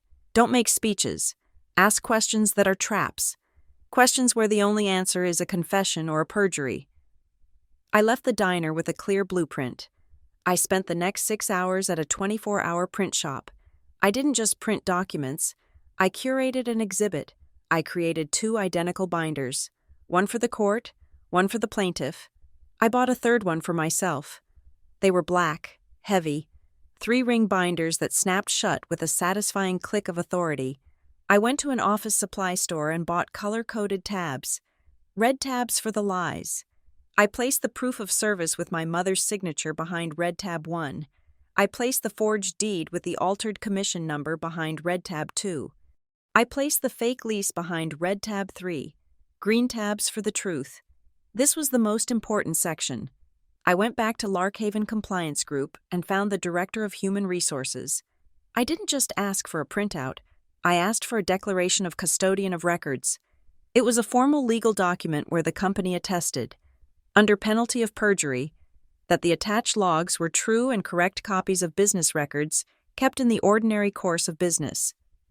When the director signed it and embossed it with the corporate seal, a raised, crinkly circle that you could feel with your thumb, I felt a surge of power. This wasn't just a piece of paper anymore. It was a shield. I placed the stamped log showing my badge entry at 8:15 in the morning and my exit at 6:15 in the evening behind Green Tab 1. I placed the video surveillance log behind Green Tab 2. Then, I added a new piece of evidence. I had gone to the mapping software on my computer and printed a geolocation map. I dropped a pin on my office building. I dropped a pin on the notary's address in the strip mall. Distance, 42 miles. Travel time at 2 p.m. on a Tuesday, 1 hour and 15 minutes. I highlighted the timestamp on the notary log, which I fully expected to get, and the timestamp on my work video. The math was impossible. Unless I had a helicopter or a teleporter, I physically could not have been in that strip mall to sign that deed. I put the map behind Green Tab 3, yellow tabs for malice. Here, I placed the screenshot of the threatening text message. I also transcribed the conversation from my front porch, where my father admitted they were correcting Grandma's mistake. I couldn't play the audio in the initial filing, but I could attach the transcript and offer the audio if the judge allowed. I labeled the binder spines in large, bold font. Defendant's Exhibit List. Case 492001. It looked professional. It looked dangerous. But the paperwork was only half the battle. I needed to prepare for the theater of the courtroom. I sat at my kitchen table with a yellow legal pad and began to draft my cross-examination. I closed my eyes and imagined Marla Keene, the notary. I didn't know what she looked like, but I knew she was the weak link. My parents were convinced of their moral rightness, which made them hard to break. But Marla? Marla had done this for money or a favor. She had no emotional stake in the house. She only cared about her license and her freedom. I wrote down the questions, crafting them like a sequence of dominoes. Question 1. Ms. Keene, walk me through the transaction. Who entered your shop first? Question 2. Did you ask for identification? Question 3. What specific form of identification did you review? Question 4. Did you record the details of that identification in your journal as required by state law? Question 5. Did you take a thumbprint? I knew the answer to the thumbprint question. For real property deeds, a thumbprint is mandatory in California. If she had one, it wouldn't be mine. If she didn't have one, she had violated the law. Either way, she was trapped. Then I moved to the questions for my parents. This was harder. It required me to strip away the emotion and look at the logic of their lie. They claimed I was unstable. They claimed I was missing. They claimed they had to take the house to save it. I wrote, Mr. Phillips, you stated in your declaration that your daughter was unstable and missing for weeks, correct? If your child was missing and mentally unstable, Did you file a missing person report with the police? Did you call local hospitals? Did you request a wellness check at the property? I smiled grimly as I wrote the next line. Or was your first and only action to file a lawsuit to evict her? The silence after that question would be louder than any scream. It would expose the eviction for what it was. Not a rescue mission, but a hostile takeover. I looked at the clock. It was 2 o'clock in the afternoon on Thursday. I had one more stop to make. I drove to the county recorder's office again. I didn't want to just rely on the fraud alert. I wanted to jam the gears of the machine completely. I filed a lis pendens, a notice of pendency of action. It is a document that gets recorded against the property title. It effectively shouts to the world, "This house is involved in a lawsuit. Do not buy it. Do not lend money on it." Once the clerk stamped it and handed me the receipt, I knew I had frozen them out. Even if they won the hearing next week, they couldn't sell the house until this cloud was cleared. And clearing a lis pendens takes months, sometimes years. I had just bought myself time, the one currency they were trying to steal from me. I drove home as the sun was setting. The silver sedan was gone, but I knew they were watching. I stopped at a hardware store on the way. I bought 3 high-security deadbolts. I bought a video doorbell with a wide-angle lens and night vision. I bought motion sensor floodlights. I spent the evening installing them. I stripped the old locks, the locks my father had keys to, and threw them in the trash. The sound of the new deadbolt sliding into place was heavy and satisfying. Thunk! I set up the camera. I connected it to my phone. Now my front porch was no longer a blind spot. It was a stage, and I was the director. I tested the feed. The image was crisp. I could see the cracks in the sidewalk. I could see the neighbor's cat walking across the lawn. If they came back, if Martin Sloan sent a process server, or if my father came to pound on the door and scream about family duty, it would all go directly to the cloud. Finally, I returned to my kitchen table. I looked at the 2 black binders. I looked at the map. I looked at the questions on the yellow pad. I realized I wasn't afraid of the hearing anymore. I was actually looking forward to it. For my whole life, the dynamic had been simple. My parents spoke, and I listened. They defined the reality, and I lived in it. They said I was selfish, so I tried to be generous. They said I was ungrateful, so I tried to say thank you. They said the house was family property, so I felt guilty for owning it. But the law doesn't care about guilt. The law cares about evidence, and for the first time in 32 years, I had more evidence than they did. I ran my hand over the cover of the binder. I am not going to ask Judge Bishop for a favor, I whispered to the empty room. I am going to make her look at the timeline.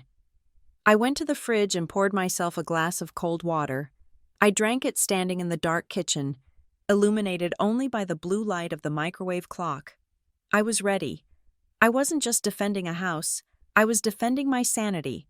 I was defending the fact that I existed at a specific time and place, independent of their control.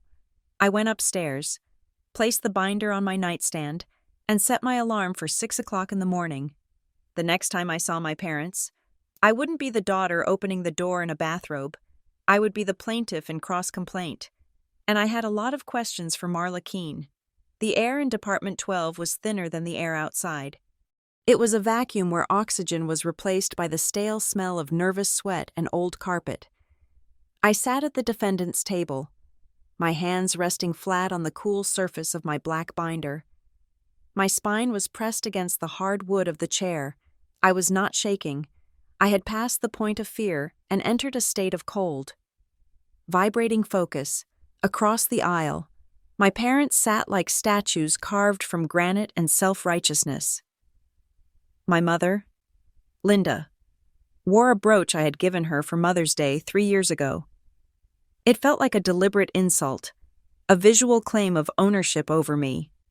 My father, Gerald, stared straight ahead at the empty bench, his jaw set in a line of grim determination. They looked like respectable retirees dealing with a rebellious child. They did not look like felons, but the woman sitting on the bench behind them did not fit the picture. Marla Keene. I knew it was her before the bailiff even opened his mouth. She was sitting on the edge of the bench, clutching a handbag with white-knuckled intensity. She was younger than I expected, maybe in her late 20s, wearing a skirt suit that looked uncomfortable, as if she had bought it specifically for this morning. Her eyes darted around the room, landing everywhere except on me. "All rise," the bailiff announced. Judge Renata Bishop entered. She did not sweep in. She marched. She took her seat, adjusted her glasses, and opened the file with a snap that echoed like a gunshot. "Case number 492001, Judge Bishop said. Phillips versus Phillips. We are here on an evidentiary hearing regarding the defendant's motion to vacate default and the plaintiff's opposition." She looked up. Her gaze bypassed the lawyers and landed directly on the witness bench. "I ordered the notary public to be present," Judge Bishop said. "Is Marla Keene in the courtroom?" Marla stood up. Her legs seemed unsteady. "Yes, Your Honor." "Come forward and be sworn in," the judge commanded. "And bring your journal." Martin Sloan, my parents' lawyer, stood up. He buttoned his jacket with a casual, confident motion.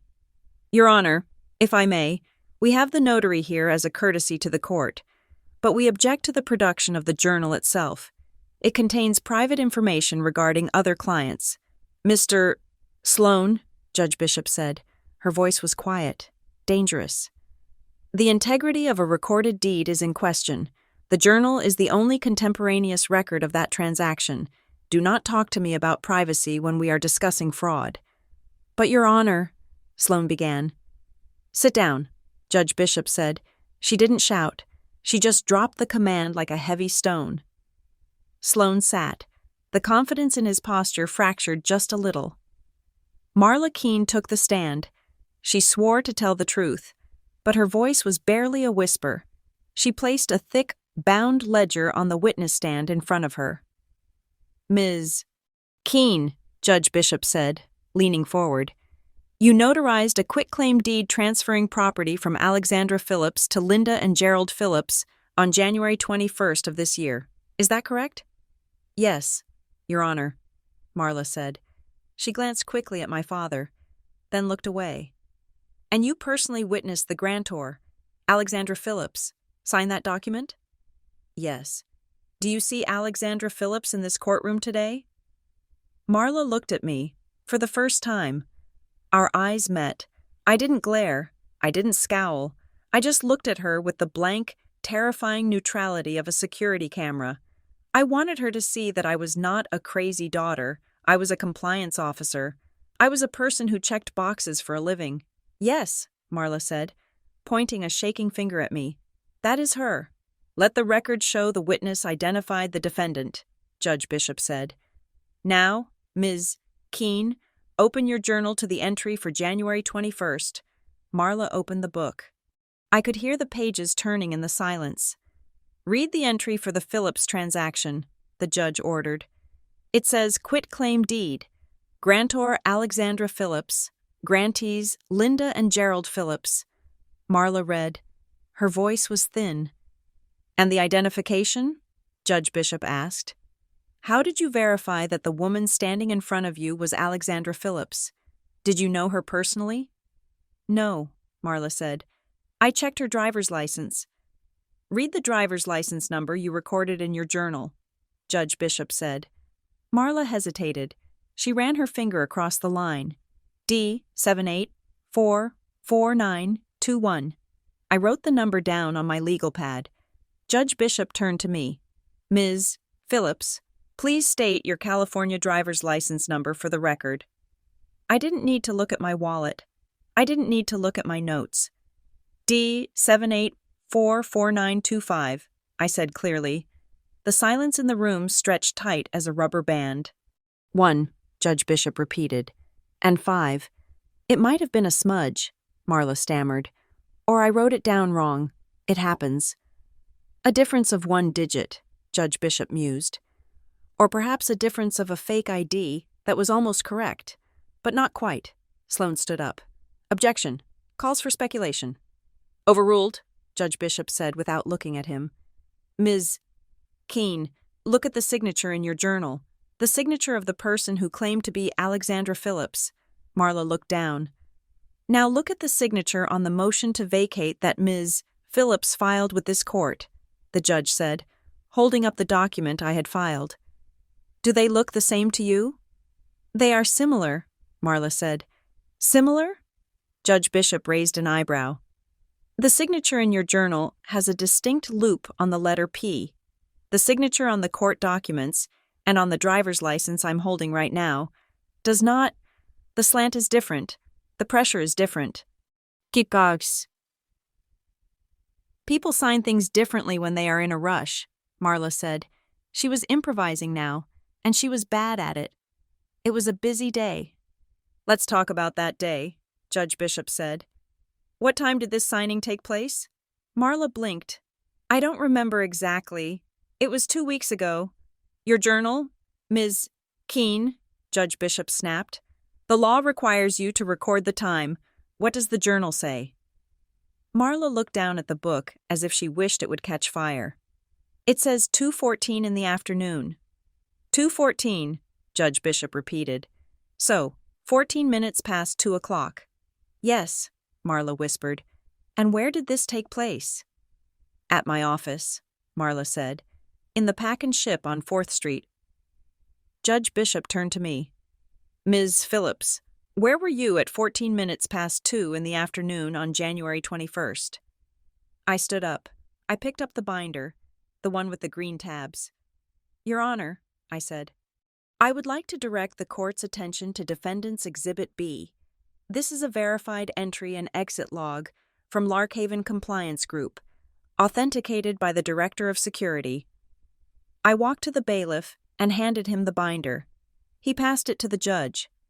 "Please turn to tab 1, I said. Judge Bishop flipped the tab.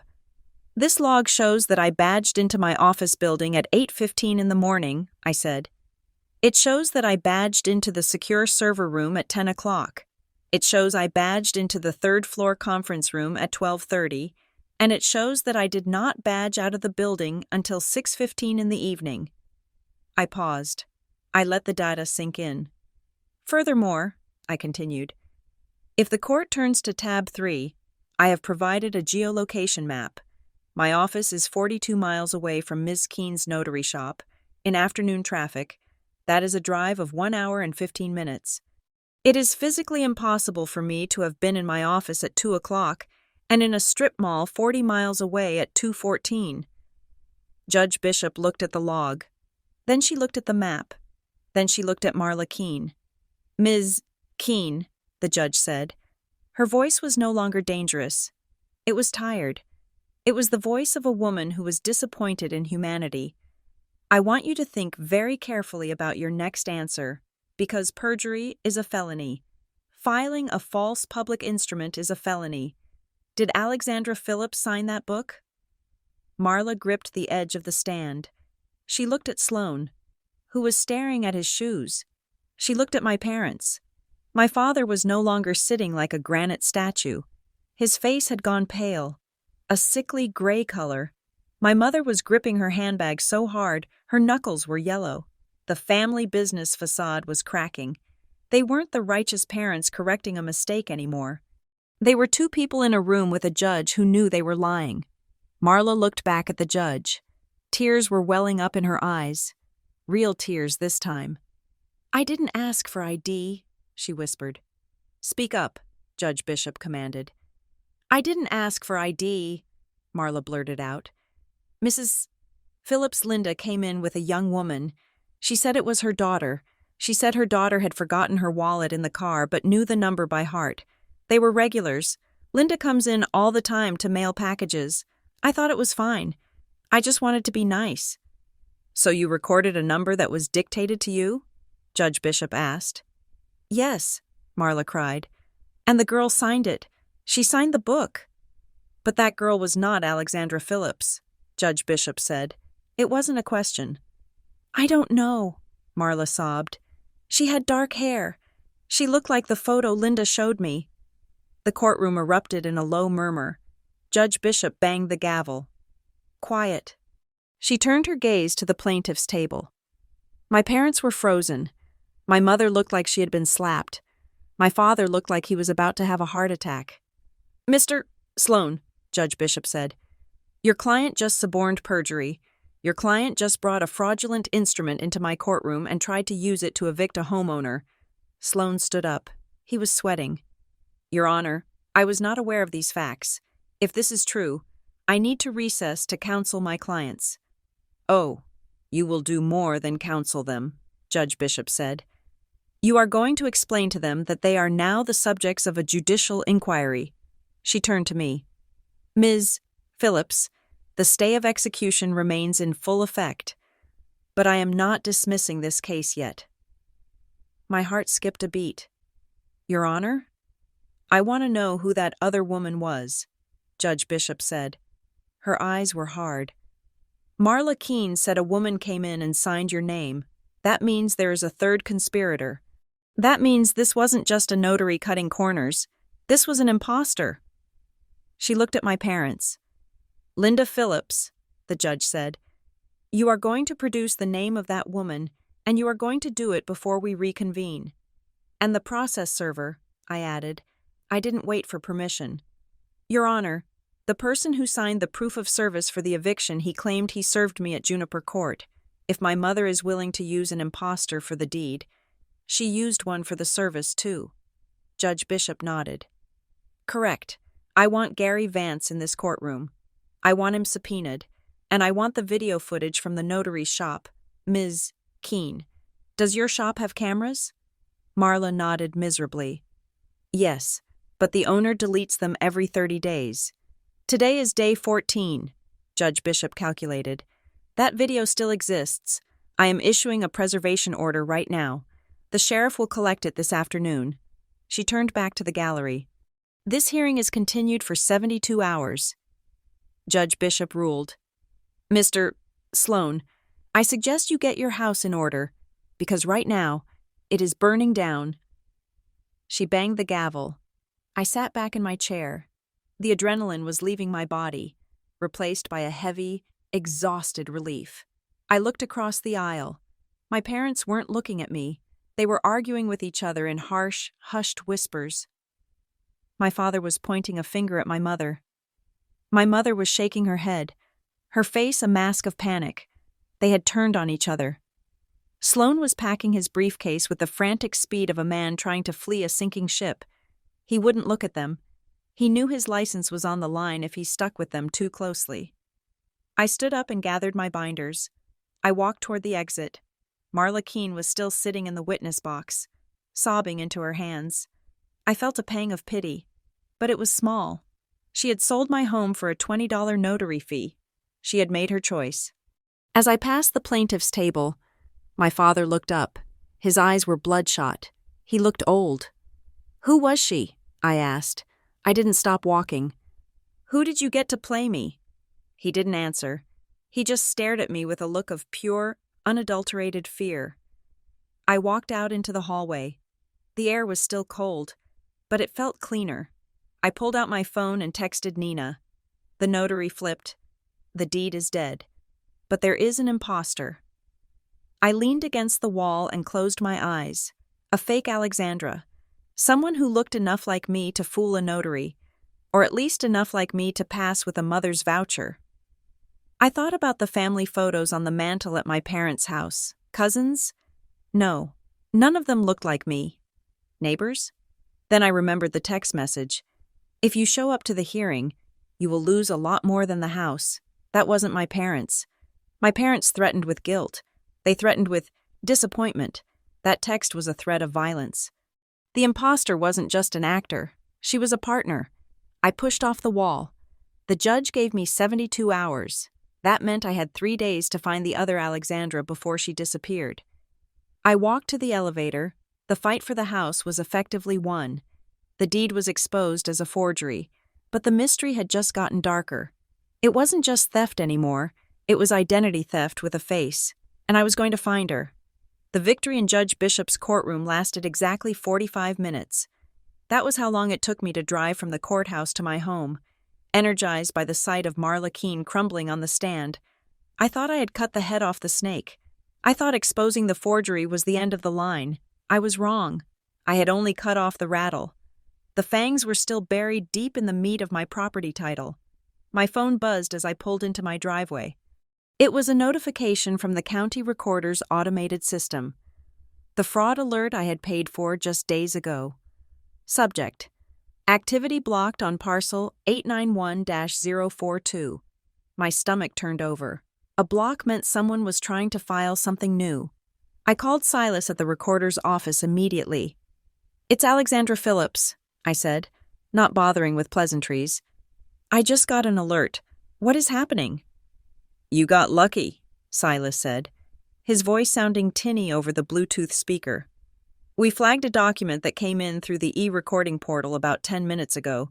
Since you have the lis pendens and the court order on file, the system kicked it back to manual review." "What is it?" I asked. "Another deed?" "No," Silas said. "It is a short-form deed of trust, assignment of rents." I sat in my idling car, staring at the closed garage door. "A mortgage? They are trying to mortgage the house?" "It looks like a hard money loan," Silas said.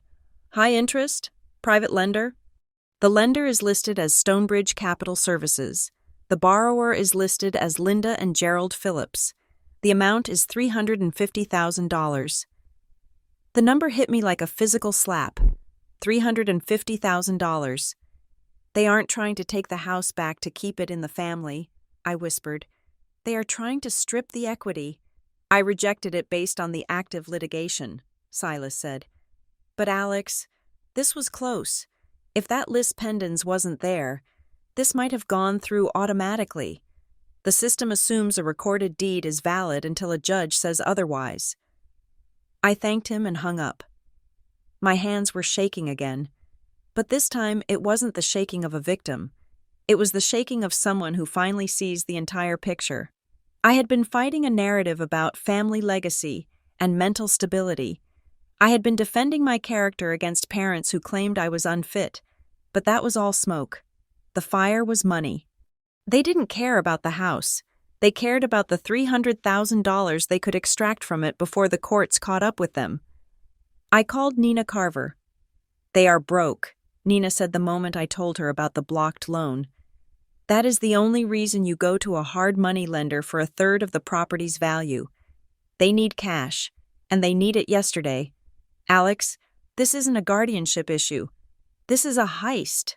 "They were going to leverage the house," I said, pacing my kitchen. "They forged the deed to get title, then applied for a loan immediately. They probably planned to take the cash and let the house go into foreclosure eventually." "Check your email," Nina instructed. "If they applied for a loan using your property address, the lenders might have scraped your data. Or maybe your parents used your email as a contact to make it look legitimate. Knowing you don't check your spam folder often." I opened my laptop. I went to my junk mail folder. I scrolled past the advertisements for pills and phishing scams, and there it was. From Underwriting Stonebridge Capital. Subject: Urgent. Appraisal verification for 1402. Briarwood Lane. It was dated 3 days ago. I opened it. It was a generic automated message asking to confirm access for an appraiser, but at the bottom, there was a thread of forwarded messages. On January 28th, Linda Phillips wrote, "Please expedite the funding. We have tenants vacating this week and need to start renovations immediately."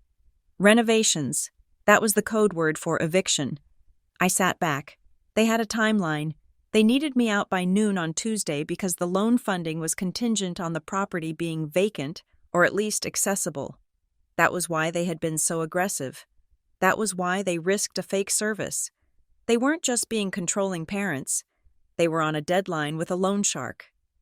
I printed the email. This was Exhibit D. This was the motive. But I still needed to close the loop on the process server. I needed to prove that the service at Juniper Court wasn't just a mistake. It was a coordinated act. My phone pinged with a Facebook message. It was from Mrs. Higgins, an elderly woman who lived 2 doors down from the rental house on Juniper Court. I hadn't spoken to her in years, but we were friends on social media. "Hi, Alex," Mrs. Higgins wrote. "I heard about your trouble. I saw the police car at your parents' place the other day. It reminded me of last week. I saw a man come to their door early in the morning. I thought it was weird because your mom was outside waiting for him. I typed back instantly. Mrs. Higgins, did you see them talk? Yes, she replied.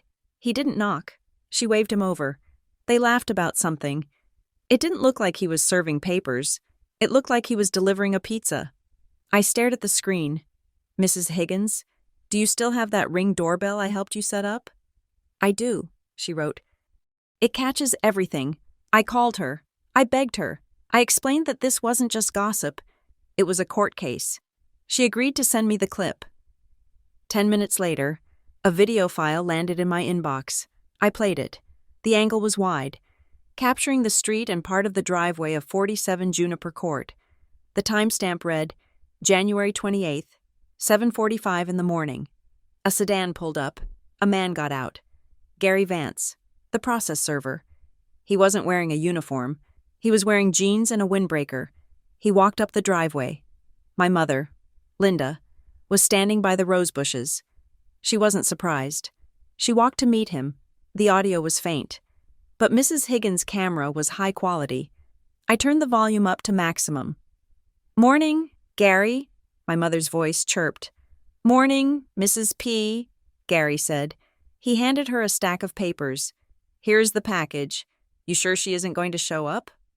Oh, don't worry about her, Linda said. She took the papers. I'll sign for her. She leaves early for work anyway.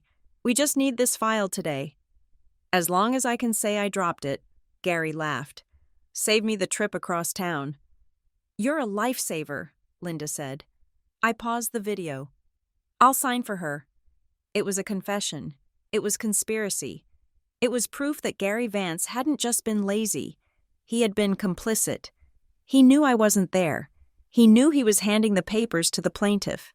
He filed a false affidavit of service because it was easier. And because he knew them, I saved the file. Exhibit_video_Juniper_service. I looked at the proof of service document again, the signature at the bottom. Where Linda had signed as occupant was messy, but Gary Vance's signature on the affidavit was crisp and professional. Then I thought about the ID Marla Keene, the notary, had said she wrote down the driver's license number because Linda read it to her, but she also said the imposter had signed the book. How did Linda have my driver's license number? I hadn't lived with them for a decade. I guarded my purse at family gatherings because I knew they snooped. Then I remembered the job hunt file. When I was 22, fresh out of college, I had applied for a government job that required a massive background check. My father had helped me organize the paperwork, birth certificate, social security card, transcripts, and a color photocopy of my driver's license. He had kept a copy. For safekeeping, he had said. They were using a 10-year-old photocopy of my ID to facilitate felonies. The number on my license hadn't changed, even though the expiration date and the photo had. That was why Marla Keene had written the number down, but hadn't looked closely at the card. Linda had likely held up the photocopy, or just read from a slip of paper, claiming she forgot her wallet. It was a betrayal so deep it felt bottomless. They had saved my data not to protect me, but to harvest me. I went back to my legal pad. I needed to act fast. The hearing was in 2 days, but I couldn't wait. If they were desperate enough to try a hard money loan, they might try something else. They might try to physically take the house. They might try to change the locks while I was at work, defying the court order. I typed up a new motion. Ex parte application for temporary restraining order and preliminary injunction. I wasn't just asking for the eviction to stop. I was asking the court to freeze them out completely. Request: to enjoin plaintiffs from filing, recording, or attempting to record any documents regarding the subject property. Request: to enjoin plaintiffs from entering within 100 yards of the subject property. Request: to enjoin plaintiffs from contacting the defendant except through counsel. I attached the email from Stonebridge Capital. I attached the transcript of the Ring video. I realized then that the difference between a family dispute and a criminal enterprise is often just the amount of money involved. If this were about $10,000, maybe it was a dispute, but $350,000?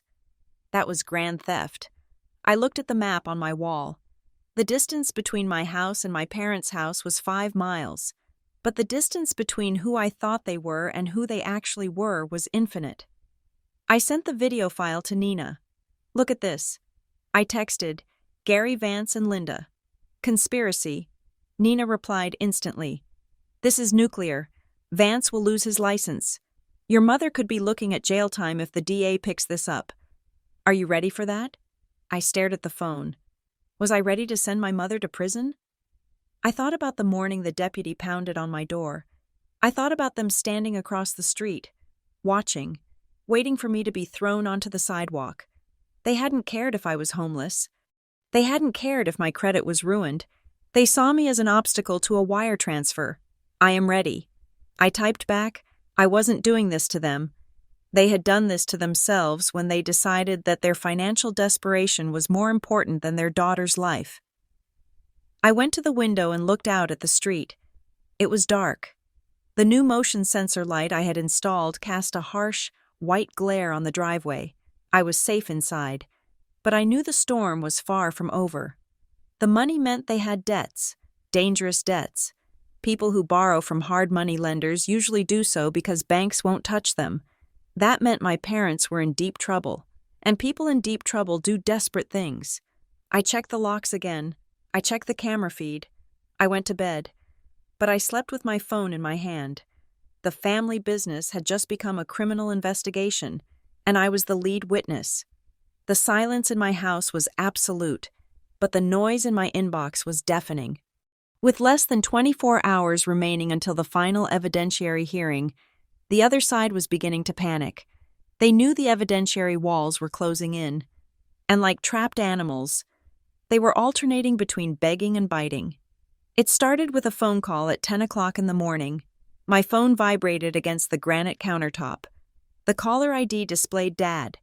It was the first time he had called me directly since the confrontation on my porch. I stared at the screen, watching the name pulse. A part of me, the part that was 5 years old and scraped her knee, wanted to answer. The part of me that was 32 and facing a fraudulent eviction knew better. I let it go to voicemail. 30 seconds later, the notification popped up. I pressed play, turning the volume up so the speakerphone echoed in the empty kitchen. "Alex," my father's voice cracked. He sounded older than he had 3 days ago. "Alex, pick up. We need to meet. Just coffee. Just you and me. No lawyers. No mom. We need to settle this before it goes too far. I am at the diner on 4th. Please." It was a performance. It was the reasonable father act. If I went, he would play on my guilt. He would talk about family loyalty. He would cry. And if I agreed to anything, Martin Sloan would draft a settlement agreement that somehow left them with the title and me with nothing but a "sorry." I opened my email client on my laptop. I did not call him back. I created a paper trail. To Gerald Phillips, CC, Martin Sloan, Nina Carver, blind copy. Subject, regarding case 492001. Dad, I am not meeting you for coffee. Any communication regarding the property or the lawsuit must be in writing. If you have a settlement offer, send it to me via email so I can review it with legal counsel. I hit send. It felt cold, but it was necessary. I was not a daughter anymore. I was an opposing party. 20 minutes later, the response came. But it wasn't from Gerald. It was from Linda. My mother didn't use the subject line. She just replied to the thread with a wall of text. It was a classic gaslighting masterpiece. "Alexandra, I cannot believe you are treating your father like this. We are trying to protect you. This whole thing is just a misunderstanding of paperwork. The deed was just a security measure because we were worried about your spending. We never meant to hurt you. If you just drop the fraud claim, we can fix the typo on the address and work this out." The clerk, that nice man with the thick glasses at the recorder's office, told us it was a simple fix if we just brought the original back. I stopped reading. I froze. I reread the last sentence. The clerk, that nice man with the thick glasses at the recorder's office. My mother had just made a fatal error. In her attempt to normalize the situation, to make it sound like a mundane clerical mix-up, she had admitted to being at the recorder's office, but she had specifically mentioned The man with the thick glasses. That was Silas. Silas was the clerk I had spoken to. Silas was the one who flagged the altered commission number on the notary stamp. But more importantly, the deed had been recorded on January 21st as a walk-in. My mother had just confirmed, in writing, that she, or someone she was with, had interacted with the clerk. But the most damning part was the timeline. If she had been there to fix it, it meant she was the one who filed it. And if she filed it, she knew exactly when and how the forgery took place. She wasn't a passive beneficiary of a mistake. She was the courier of the crime. I took a screenshot of the email. I saved it as exhibit_Linda_admission_recorder. I didn't need a confession signed in blood. I just needed her to place herself at the scene of the crime. She had just handed me the map. Then, the second blow landed. My work email chimed. It was Marcus from Larkhaven Security.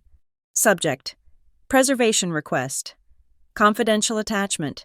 Phillips_A_lobby_cam_Jan 21.mp4. Alex, here's the raw footage you asked for. I have kept the original on the secure server. Good luck. I downloaded the file. My heart was hammering in my throat. I opened the video player. The footage was crisp. High-definition security video.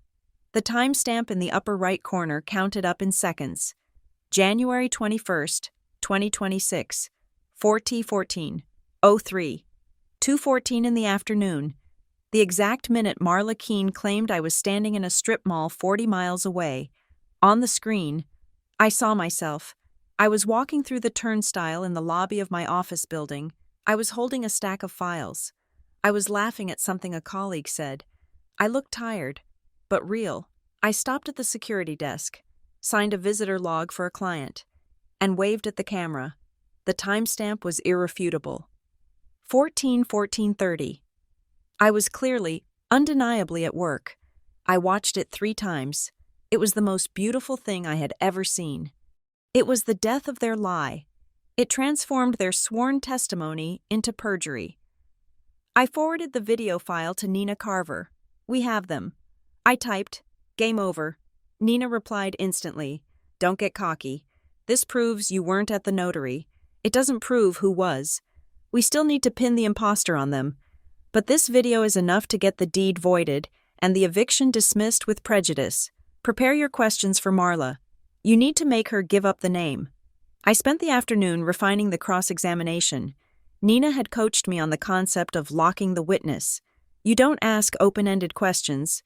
You ask questions that close doors until there is only one exit left. I wrote on my legal pad, "Ms. Keene, you stated under oath that a woman signed the journal. You stated that Linda Phillips vouched for her. If I was at work, as the video proves, then the person in your shop was a stranger to you, correct? Did that stranger show you an ID? Or did Linda Phillips show you the ID? Who was holding the physical card? Who paid you for the transaction? I needed to know who paid. Follow the money. If Linda paid, she bought the forgery. As I was organizing the files, I noticed a shift in the tone of the emails coming from the other side. Martin Sloan, the lawyer who had been so arrogant in the first hearing, sent a formal notice to the court and to me, notice of errata. He was correcting a statement in his previous filing. He was distancing himself from the personal knowledge of the signing. He was effectively saying, "I only know what my clients told me." Then, a second email from Sloan's office proposed stipulation for dismissal. He was offering to drop the eviction lawsuit if I agreed to not pursue sanctions. I laughed out loud. It was a bitter, hollow sound. They wanted to walk away. They wanted to pretend this never happened. They wanted to pull the knife out and say, "No hard feelings." I hit reply. Refused. See you in court. I wasn't letting them off the hook. This wasn't a misunderstanding. This was an attempt to destroy my life for $350,000. The sun went down, casting long shadows across my living room. I turned on the new floodlights. The house felt like a fortress. At 8 o'clock. My phone buzzed again. It wasn't my parents'. It was the unknown number again. The same one that had threatened me before. "Stop pushing. You don't know who you are dealing with. If you walk into that courtroom tomorrow, The house won't matter because you won't be around to live in it. I stared at the words. The blood drained from my face. This wasn't my father's emotional manipulation. This wasn't my mother's gaslighting. This was a direct threat of physical harm. My parents were desperate. Yes. But were they killers? I didn't think so, but they had involved people. Gary Vance, the shady process server, Marla Keene, the corrupt notary, and whoever the imposter was. When you invite criminals into your life, you lose control of the narrative. Maybe this threat was coming from someone who had a financial stake in the loan. Maybe the hard money lenders were angry that the deal was blocked. I didn't reply. I didn't shake. I took a screenshot. I emailed it to Nina. New threat, filing for a protective order. Then I emailed it to the clerk of the court, attaching it as a supplemental exhibit regarding witness intimidation. I walked to the front door and checked the new deadbolts. I checked the camera feed. Everything was quiet. I sat down at the kitchen table to assemble the final binders. This was the ritual. This was the armor. Binder 1. The court's copy. Binder 2. The plaintiff's copy.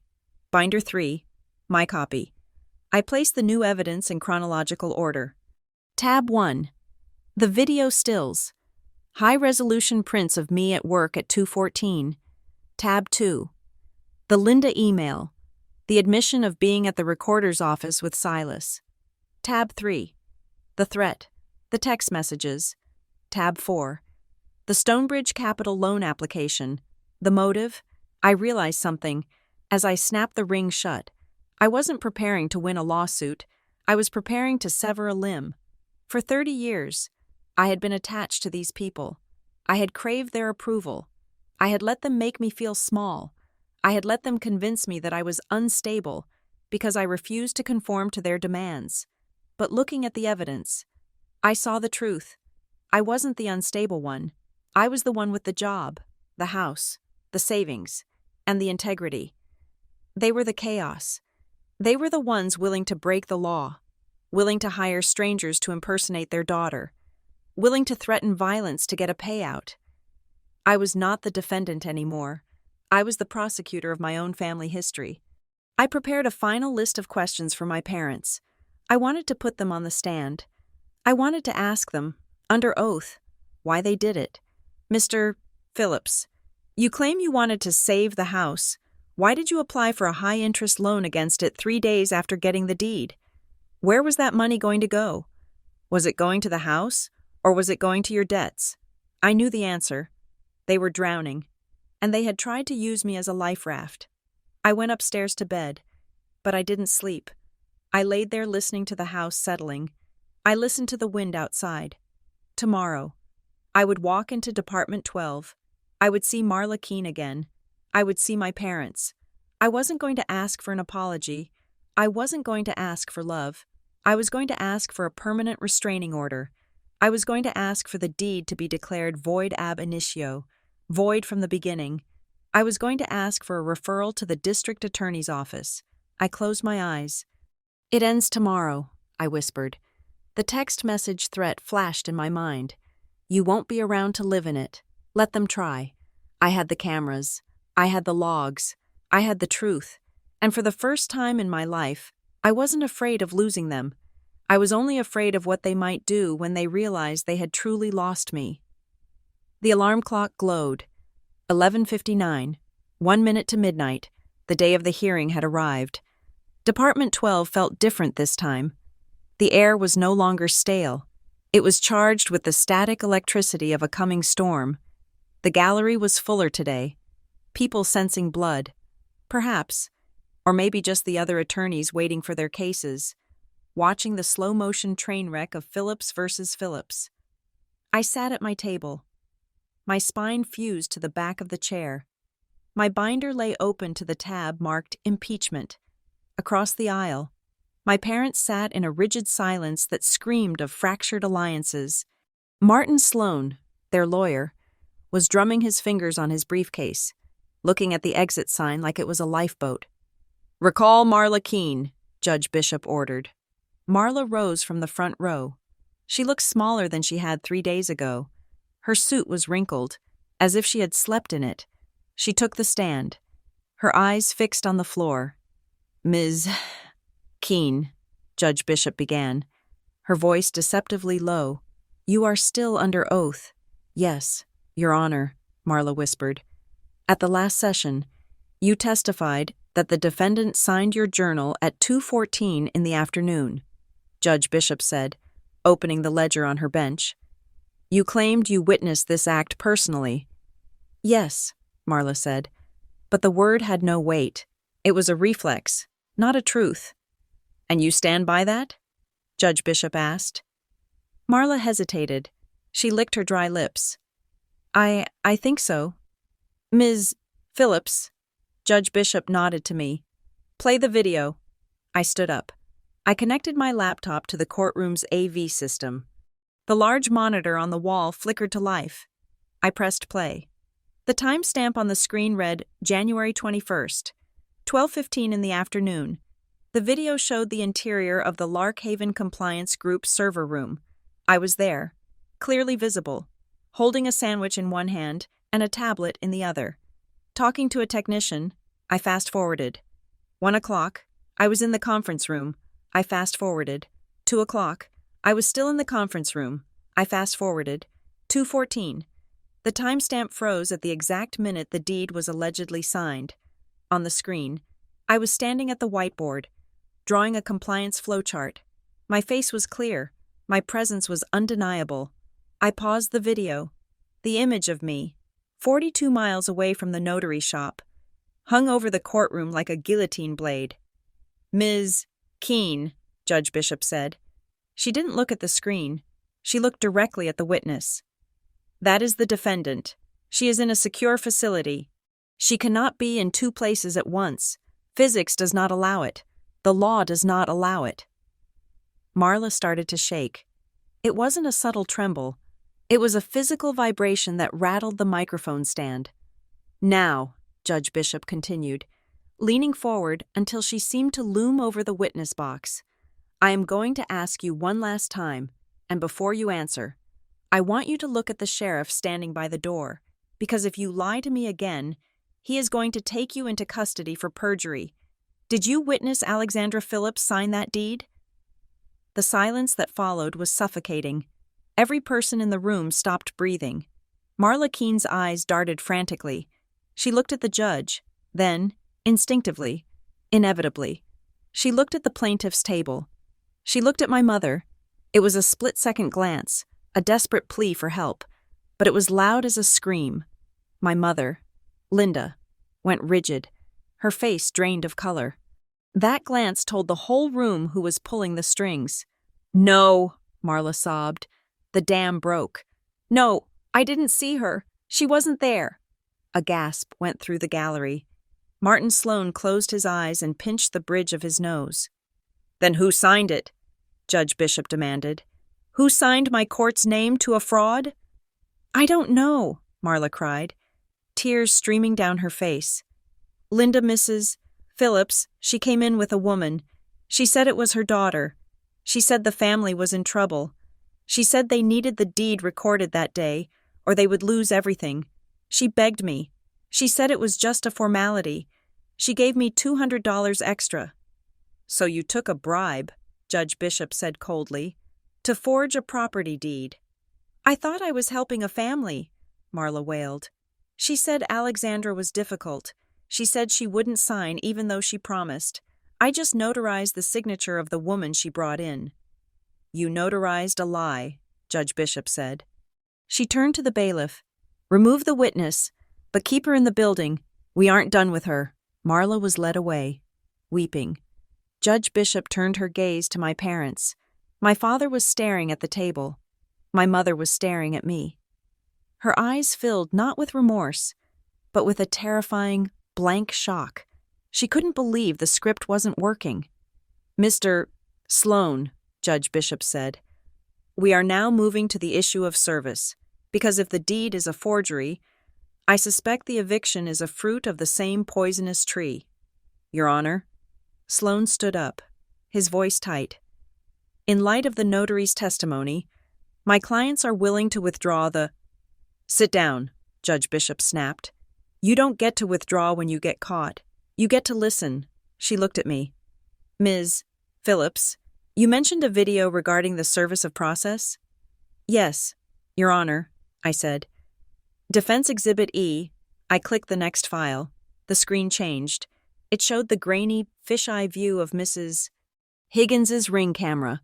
The date was January 28th. The courtroom watched as Gary Vance, the process server, walked up the driveway of 47 Juniper Court, the rental house. Not my home. They watched my mother, Linda Phillips, walk out to meet him. They heard the audio, amplified through the court speakers.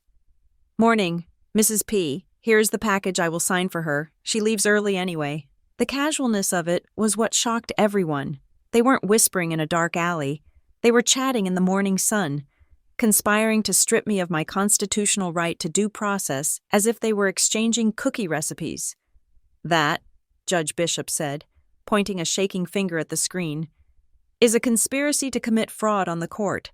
That is the plaintiff accepting service for the defendant at a false address.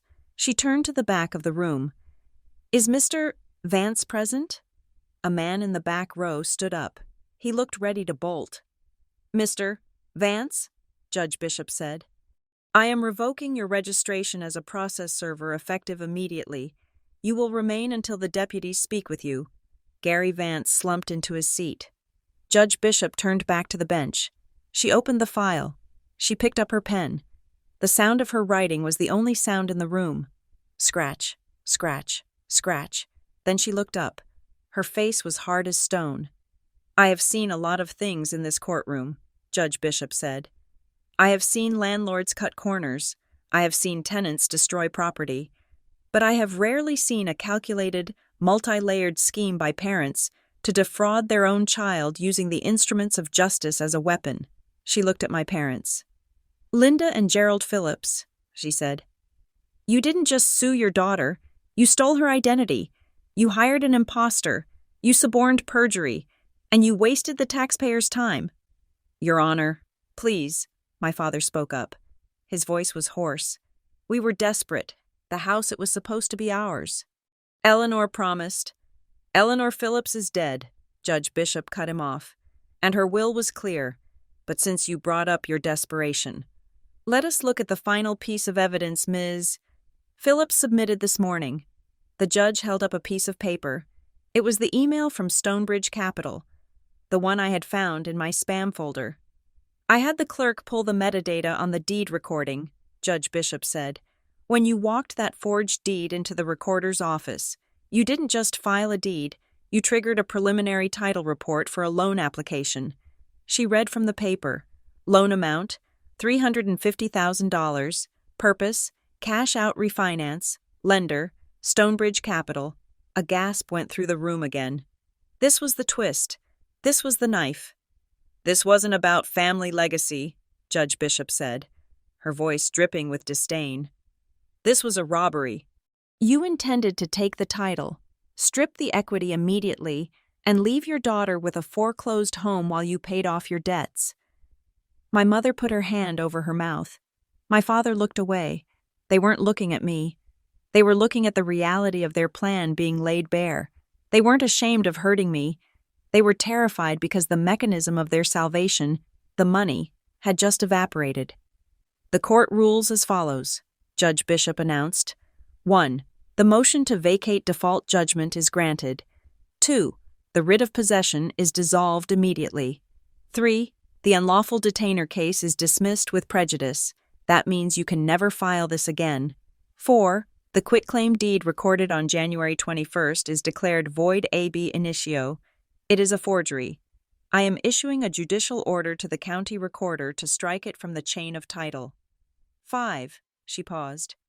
I am referring this entire file, the transcripts, the videos, the notary journal, and the affidavit of service, to the district attorney's office for investigation into felony forgery, perjury, and identity theft. Your Honor, Sloan shouted, jumping up. Criminal referrals are entirely appropriate when the court has been used as an accomplice to a crime. Judge Bishop slammed the gavel.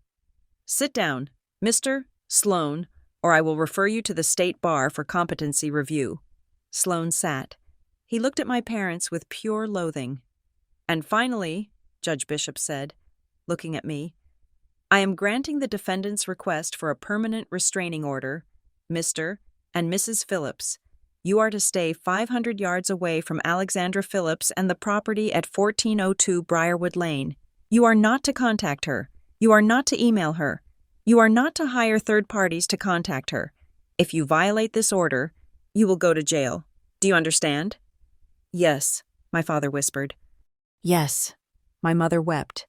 "Get out of my courtroom," Judge Bishop said. She banged the gavel one last time. Bang! The sound echoed like a final heartbeat. I stood up. My legs felt light, like I was walking on the moon. I gathered my binders. I closed my laptop.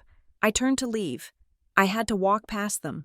My parents were still sitting there, frozen in the wreckage of their own making. My father looked up at me as I passed. His eyes were wide, panicked. He wasn't seeing his daughter.